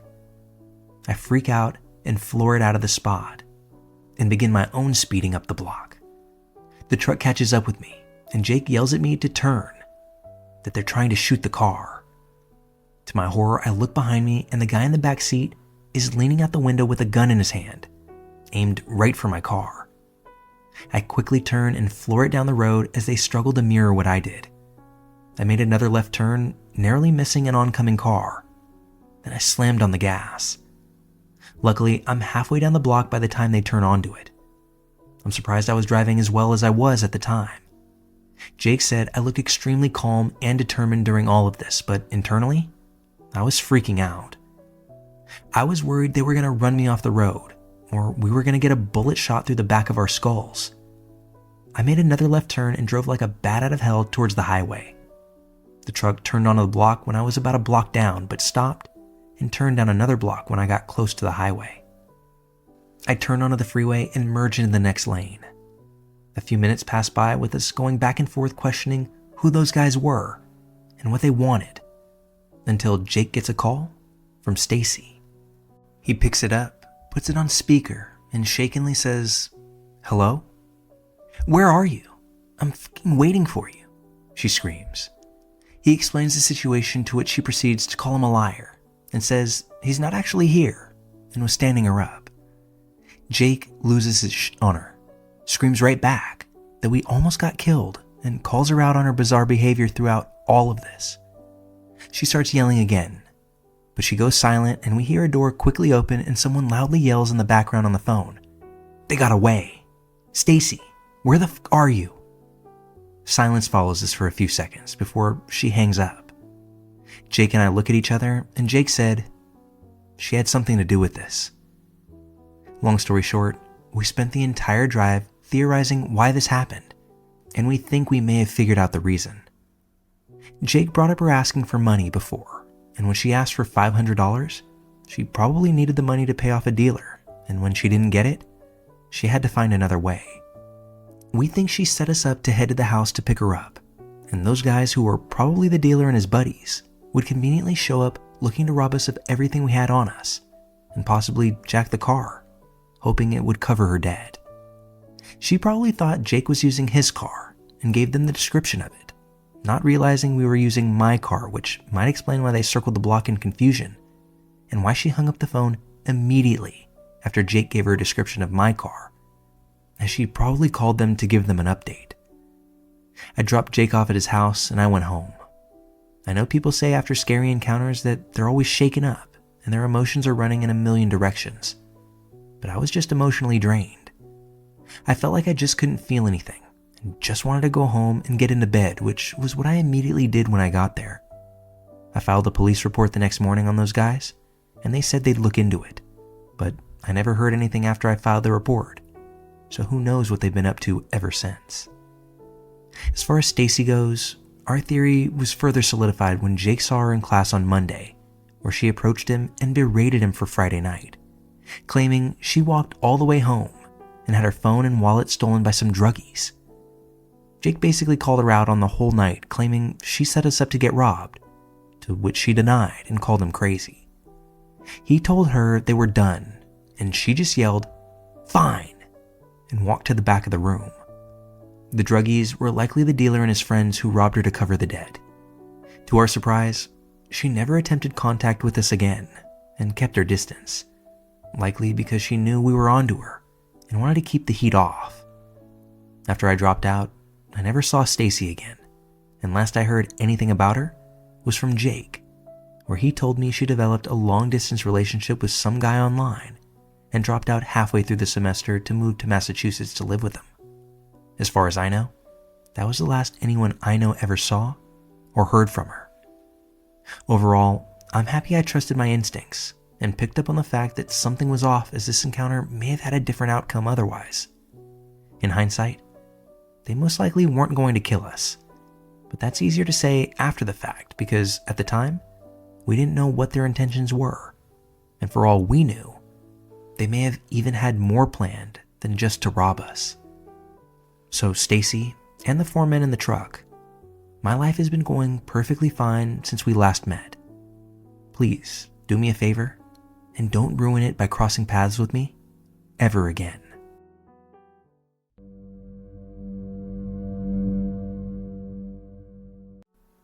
I've always been a big fan of reading other people's strange encounters, but after a night of exploring this rabbit hole, I feel like it's time to share my own story. This started my first day moving into student halls. I was greeted by a very friendly guy named Dominic. He was very campy and told me he was gay early on in the conversation, and I didn't have a problem with that. He offered to help me unpack in my room, then go out for a drink with me.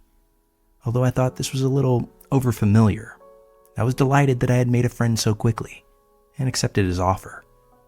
He put a tremendous amount of effort into helping me put everything in the appropriate places in my room. We then went for a drink at the student bar. I made a point to tell him that I was straight, as I suspected he might have a bit of a crush on me, hence why he was being so nice. But he didn't show any signs of dismay, and just continued chatting regularly with me. I liked him a lot. He was very intelligent and interesting to talk to, and I was pretty pleased that I had a new friend already. I was worried that I'd be lonely in the uni dorms. He didn't live in the same building as me, but he lived just across the way. I was studying creative writing, and he was studying business. but we started to hang out a lot.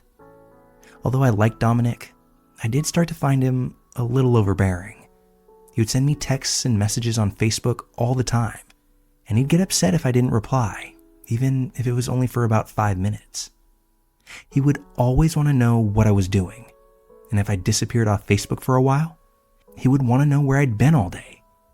One time, I even sent him a text mentioning that I was on the train. He texted back, "Why are you on a train? Why am I not invited to wherever you're going?" For the record, I was on my way to my part-time job. I made quite a few other friends that semester, and Dominic would always show visible signs of displeasure whenever they were around. And whenever I talked to him about them, he would tell me that he disliked them and that I shouldn't trust them.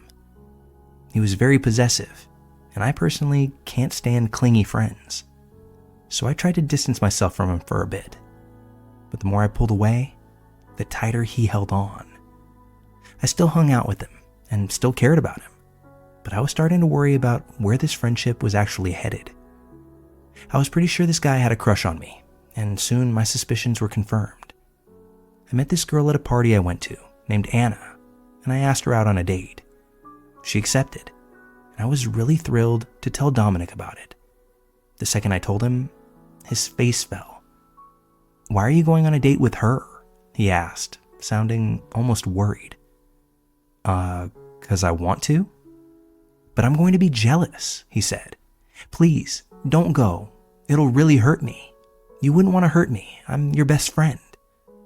I'd never actually told this guy he was my best friend before, and I found the way he was acting now both annoying and a little creepy. "I'm sorry, but I told you I was straight before, Dominic.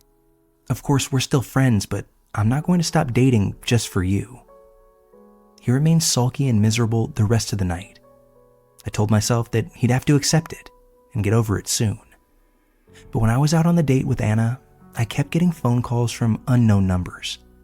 I answered at first, but I couldn't hear anything on the other end. It was just as though someone was listening. I started to ignore the calls, but you would not believe how frequently they were coming in. They were dialing in nonstop, and I couldn't even tell the time because they seriously wouldn't stop. I had to put my phone on airplane mode. After about an hour of this, I switched airplane mode off, but the very second I did, the calls came flooding right back. Although I was unnerved, I enjoyed my date with Anna, and we agreed to meet up again. When I got home from the date, Dominic was waiting right outside my dorm, his phone in hand. "How was your date? Do you like her?" he asked, sounding miserable. "Yeah, I do," I told him. "Was that you who kept calling me?" "No," he said, but it was obviously a lie. "Anyway, I've been waiting to tell you. I hear Anna's a massive slut. She sleeps around with loads of guys. You should just stay away.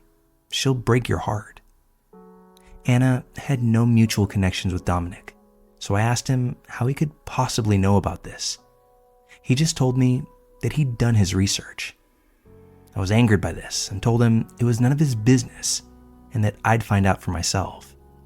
This made him tear up, saying how he was just worried about me, and he stormed off. I think he was hoping I'd follow him, but I didn't. I went to my room, angry that he would try to interfere with my life like this. Look, I've had my own unrequited crushes on friends before, and if they don't feel the same way, I never try to force it. But Dominic only got worse. When I got back to my student room, Dominic had sent me screenshots on Facebook of a conversation he had allegedly had with Anna. The messages showed her boasting to him about how she was using me and how she was planning to break my heart. Obviously, this didn't ring true at all, as 1, how would she even know who Dominic was, and why would she message him?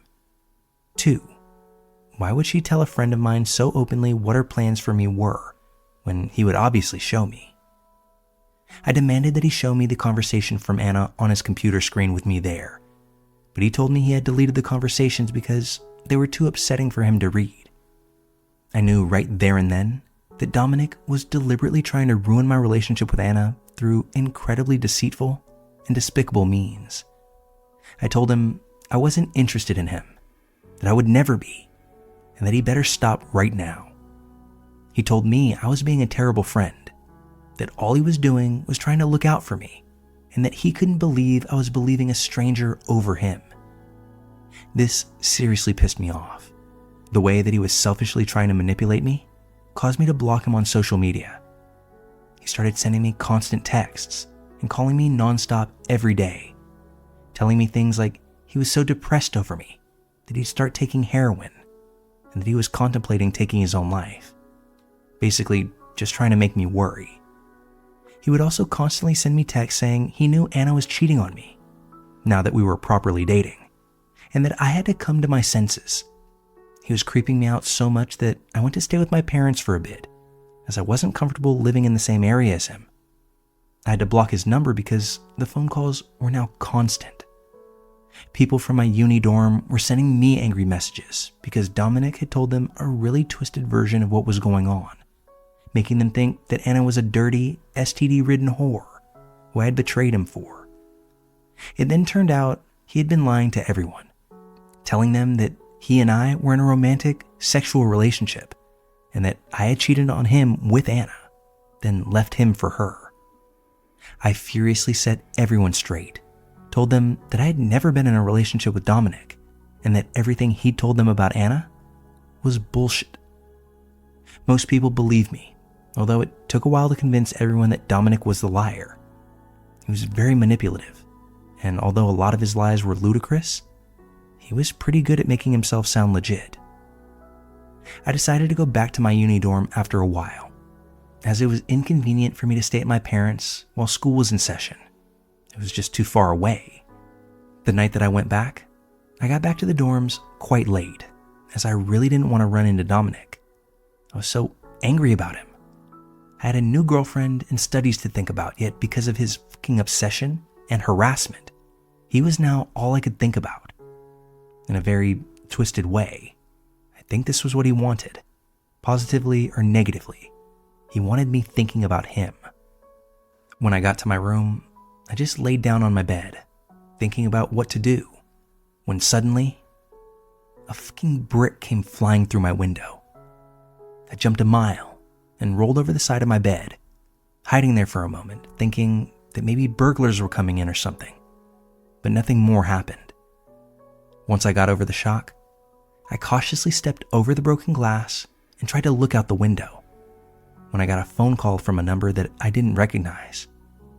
I answered it, and it was Dominic. You're not going to believe what he said, though. I just saw Anna throw a brick through your window and run. I told you she was bad news. You should have listened to me. I told you. I cannot put into words the rage that I felt. I was so angry I couldn't even speak for a moment. But then I exploded. I screamed at him that I knew it was him, and I was calling the police right now. He tried to protest, but I hung up on him and immediately called the authorities. When they arrived, Dominic wasn't in his room. But when it was opened up, a large stash of illegal drugs was found there. The manager of my student halls assured me that Dominic would be getting kicked out over this, and the police said they'd be getting in touch with him soon. After all of this, I never saw Dominic again. I changed my number and never unblocked him on socials. A couple of times I was tempted to out of sheer curiosity, but decided that it wasn't worth it. If he wasn't kicked out, then I think he dropped out of uni, but I don't know exactly what happened to him after. My relationship with Anna didn't last. She was never quite clear on why she ended it, but I actually suspect that Dominic's freakish behavior scared her off, even though it wasn't my fault. Well, life goes on. Dominic, I hope whatever issues you're going through, you sort them out, and I hope you find a guy who actually does want to be with you, because no matter what your hopes and dreams are, it'll never be me.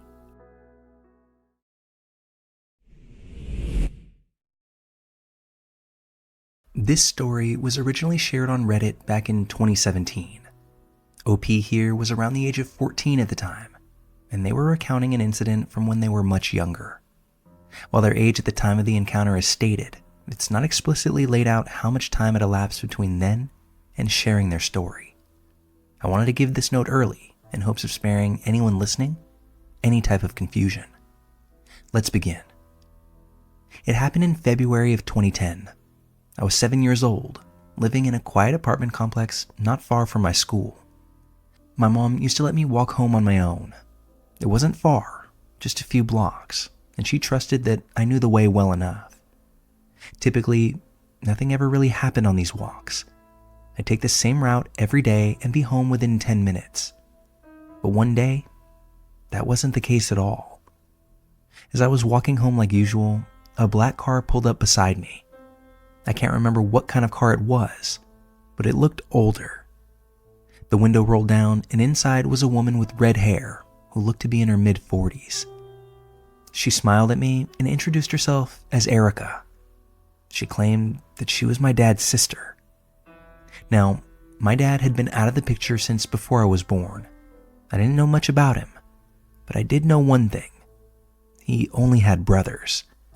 I had actually asked my mom about him just days before, rapid fire style like little kids do. One of the questions that I shot off was whether he had any siblings. She said no sisters, all brothers. So I knew right away that Erica wasn't telling the truth. But instead of walking away or attempting to correct her, I stupidly told her my name. That's when she started asking other questions, stuff like what school I went to and how my brother was doing. It started to feel really strange.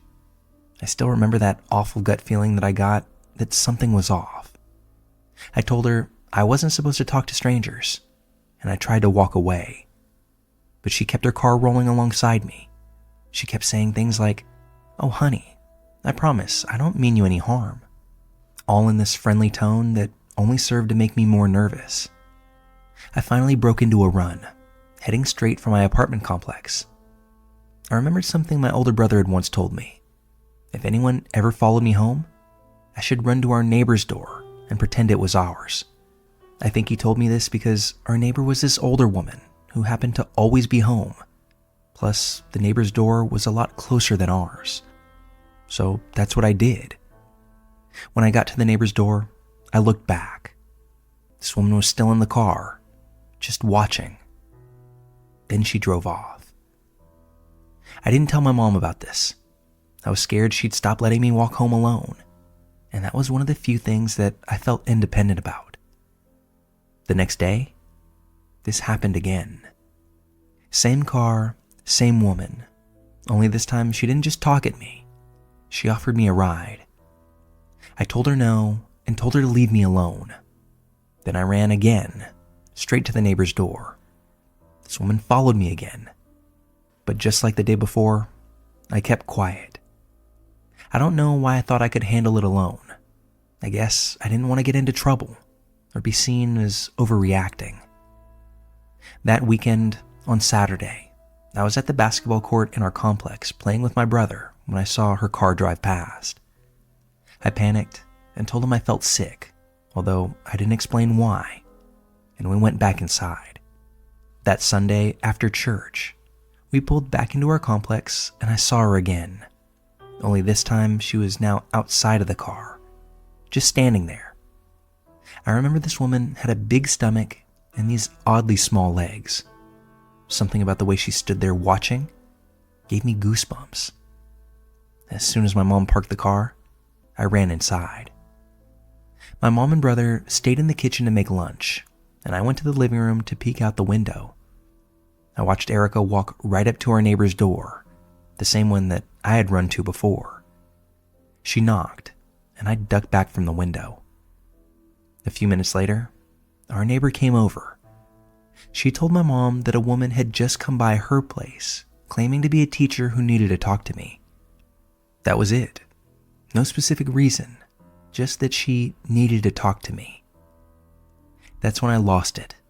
I started crying and finally told my mom everything that had happened. She started crying too. I could tell that she was both terrified and furious. From that point on, obviously she said I couldn't walk home alone anymore. I had to wait for my brother, who was 13, to walk with me every day. She also reported everything to the police. Both my neighbor and I had to give a statement. I remember being really nervous talking to the police officer, but I also remember feeling this weird sort of relief, like maybe this was over now. For the next couple of months, anytime I saw the black car, I pointed it out to my brother. We told our mom every single time, but by April of that year, it all seemed to have died down. We didn't hear anything from the police about whether they actually found her, and eventually, life just moved on. Years went by, and I stopped thinking about it. Until yesterday. I was leaving the grocery store with my best friend, just a regular day, when I felt a tap on my shoulder and turned around. It was her. She smiled and reintroduced herself. "Hi, I'm Erica." My mouth dropped open. I was completely frozen, trying my best to play it cool, but internally, I was freaking out. She offered me a ride again. I grabbed my friend's arm and said we needed to go now. We walked away from this woman as fast as we could. Unlike when I was 7, I told my mom right away. We went back to the police. They took it seriously. We filed another report. Update. I just wanted to thank everyone who shared kind words and support. It really helped me through this. We found out who this woman is.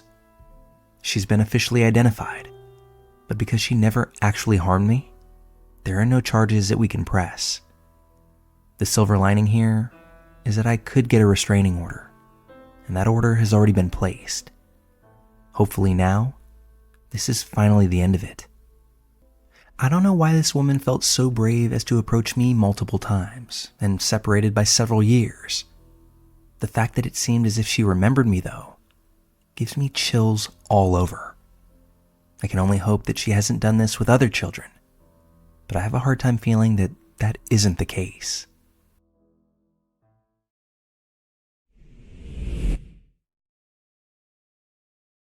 This is going to take a while to explain everything, so stay with me. I promise it all comes back around. My very first car was a dark green 2000 Volkswagen Jetta. It was the most basic of basics when it came to cars. No options whatsoever, except for an automatic transmission. This cost me $300. Slow, dumpy, no right headlight. Drove straight with the steering wheel practically sideways. Let out a cloud of white smoke when it started. Every stereotype of a poor high schooler's first car you can think of. My car was no exception. Despite it being a piece of German crap, I loved that car. I drove it every chance I had. I don't think a day went by that I didn't drive it. I named it Thunder Bunny. She was my baby. My beautiful green baby. But Volkswagens from that generation, Jettas especially, had this pretty bad flaw in the automatic transmission. I'm not sure exactly what causes it, but essentially the transmissions gradually get worse and worse until the car won't shift into third gear. And there's not a thing you can do about it from there. So, a couple of weeks after Halloween of 2019, I was going about 30 miles per hour when the engine suddenly roared, and the car wouldn't speed up. I feared the worst, and my fears were justified. My dad, who's a mechanic by trade, didn't even have hope for my baby. She was gone already, and so, much to my dismay, we started looking for a new car. It only took about a month for us to find her, a dark green 1999 Volkswagen Jetta. Exactly like my old car, except for just about everything. She was faster, had heated leather seats, auto windows, a sunroof, everything. All except for an automatic transmission. This didn't give me any trouble though. I learned to drive on a manual, so it was perfect. I had a new baby. I went from the crackhead neighbor girl to Scarlett Johansson, at least in my eyes. I loved that car even harder. Named it Little Boy, and I was happy. Okay, now to the story, but I have a few more quick things to explain. You can fast forward this if you want. It's important, but not exactly vital to the story. First is for people that might not know, but when you have a manual car, you cannot leave it in gear and take your foot off the clutch. If you do, the car will stall, which is bad. So if you do leave your car in gear, you need to turn the engine off before taking your foot off the clutch. If you don't want to turn the car off or have it turn itself off, you need to pull the handbrake or it will roll away. Now, guess what the only real broken thing on my car was at that point? If you guessed the handbrake, you're right. Okay, so I started working as a pizza delivery driver in a smaller, growing town in Michigan. It was good money, but every once in a while, I delivered to an incredibly sketchy place. I'd even had a few shotguns pulled on me. One night, about 2 months back, I was delivering on a Friday. Usually Fridays are very busy, but this day was a little slow.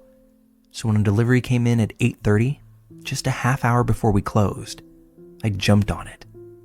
I realized I was about 7 miles away, so all of the closing jobs would be done by the time I got back, and I'd be able to leave right after I returned. It was way out of town in a wood-surrounded neighborhood, but again, no work when I got back to the store. Seemed like a good deal to me, and I'm all about those sorts of deals. So I climbed into my car and went to drive the 7 miles. As I pulled up to the house, that was my first inkling of a bad feeling. The house was in a small trailer park type neighborhood next to a lake. The kind that the houses are all a good distance apart with a likely drug problem infused in the neighborhood. In addition, it was completely dark out. There were no lights coming from inside the house, no porch light on outside. There was a single car in the driveway and an open window on the side of the house. I pulled in behind the car in the driveway and sat there for a moment. I knew something was off. By the house being completely dark, I mean there wasn't so much as a nightlight that I could see.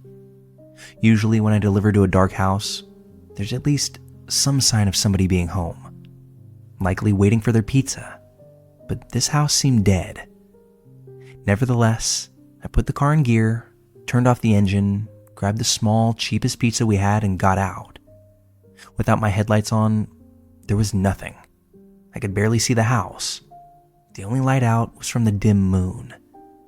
I walked onto the porch and passed the big open window to the front door. That's when I noticed that it was slightly cracked open, just enough for me to see into the void of the house. Thinking of every single horror movie I've ever seen, I said aloud, "F that," and hurried back to my car. Now, I'm a tall, well-built looking guy, but despite my wide shoulders and baggy hoodie, I'm kind of a frail thing, and I can hardly fight off a small dog. I got into my car and turned on the engine. My headlights illuminated the house, and almost simultaneously, the living room light behind the big open window lit up, and a single guy looked out and walked to the front door. I cussed to myself and began to weigh my options. If I went up to the door, I could die. If I noped out of there, I would likely be fired. That meant no new car part, no gas money, no cute dates with my girl, just sitting at home doing virtual schoolwork. It was a stupid choice, I know, but I grabbed the pizza and opened my door. Making a choice I'm damn glad I made. I took the car out of gear and climbed out, mostly so my engine would still be running so that if I needed, I could run back and immediately take off. I walked to the door where the man had opened it the rest of the way. As I got closer, I got my first good look at him. I'm not one to judge a person based on their physical appearance, but this guy's head was completely cleanly shaven, and he was absolutely covered in tattoos. He was wearing a pair of gray jeans and a white tank top. He had this scowl on his face and was staring me dead in the eyes. I looked past him just for a moment into the house, which was completely empty. As I got close enough that I started opening the pizza bag, he started to reach around his waist. I stopped in my tracks. He was staring at me with the most evil grin I've ever seen. I knew in that moment that I was going to die. I had always heard your life seems to flash before your eyes. I thought about my girl, that she wouldn't know what happened. My work would stop delivering upon my disappearance, assuming that my body wasn't ever found. My dad would regret telling me he was happy for me landing this job. That's when I heard it, that distinct sound of gravel under tires. My only pathetically small chance of escape was now rolling away. I didn't even look back at the car to know that. I kept my stare on the man, and I was about to say, "F you," when he looked back to my car. I heard that sound of the car rolling. It was getting closer. The guy's eyes went from the driveway to behind me. I finally looked over my shoulder. My car had rolled backwards and had come to a smooth stop near the mailbox of the house. I looked back at the guy who had this nervous look on his face now. He took a glance back at me and scowled once again, and took his hand from around his waist. He reached into his front pocket and took out $12 before handing it to me. I gave him the pizza and watched him slam the door shut. I ran back to my car and practically tore the door off the hinge trying to get in. I looked back at the house once more, and that man was standing in front of the window staring out at me. You better believe I nearly spun the tires on my way out of there. I kept glancing at my mirrors until I started driving under streetlights. This was easily the scariest moment I've ever had. As soon as I got back to the store, I told my boss about it, and she called the police. Just like so many others on here, we never heard anything else about it. I assumed the police went to the house and only found a small cheese pizza. I started carrying a knife on me at all times after this, and my boss is considering getting trackers for our pizza bags. Only recently, I realized this is a sort of butterfly effect.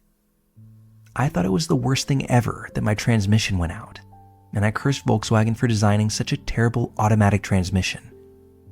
But if that transmission was still working, then I would have still had Thunder Bunny when this all happened.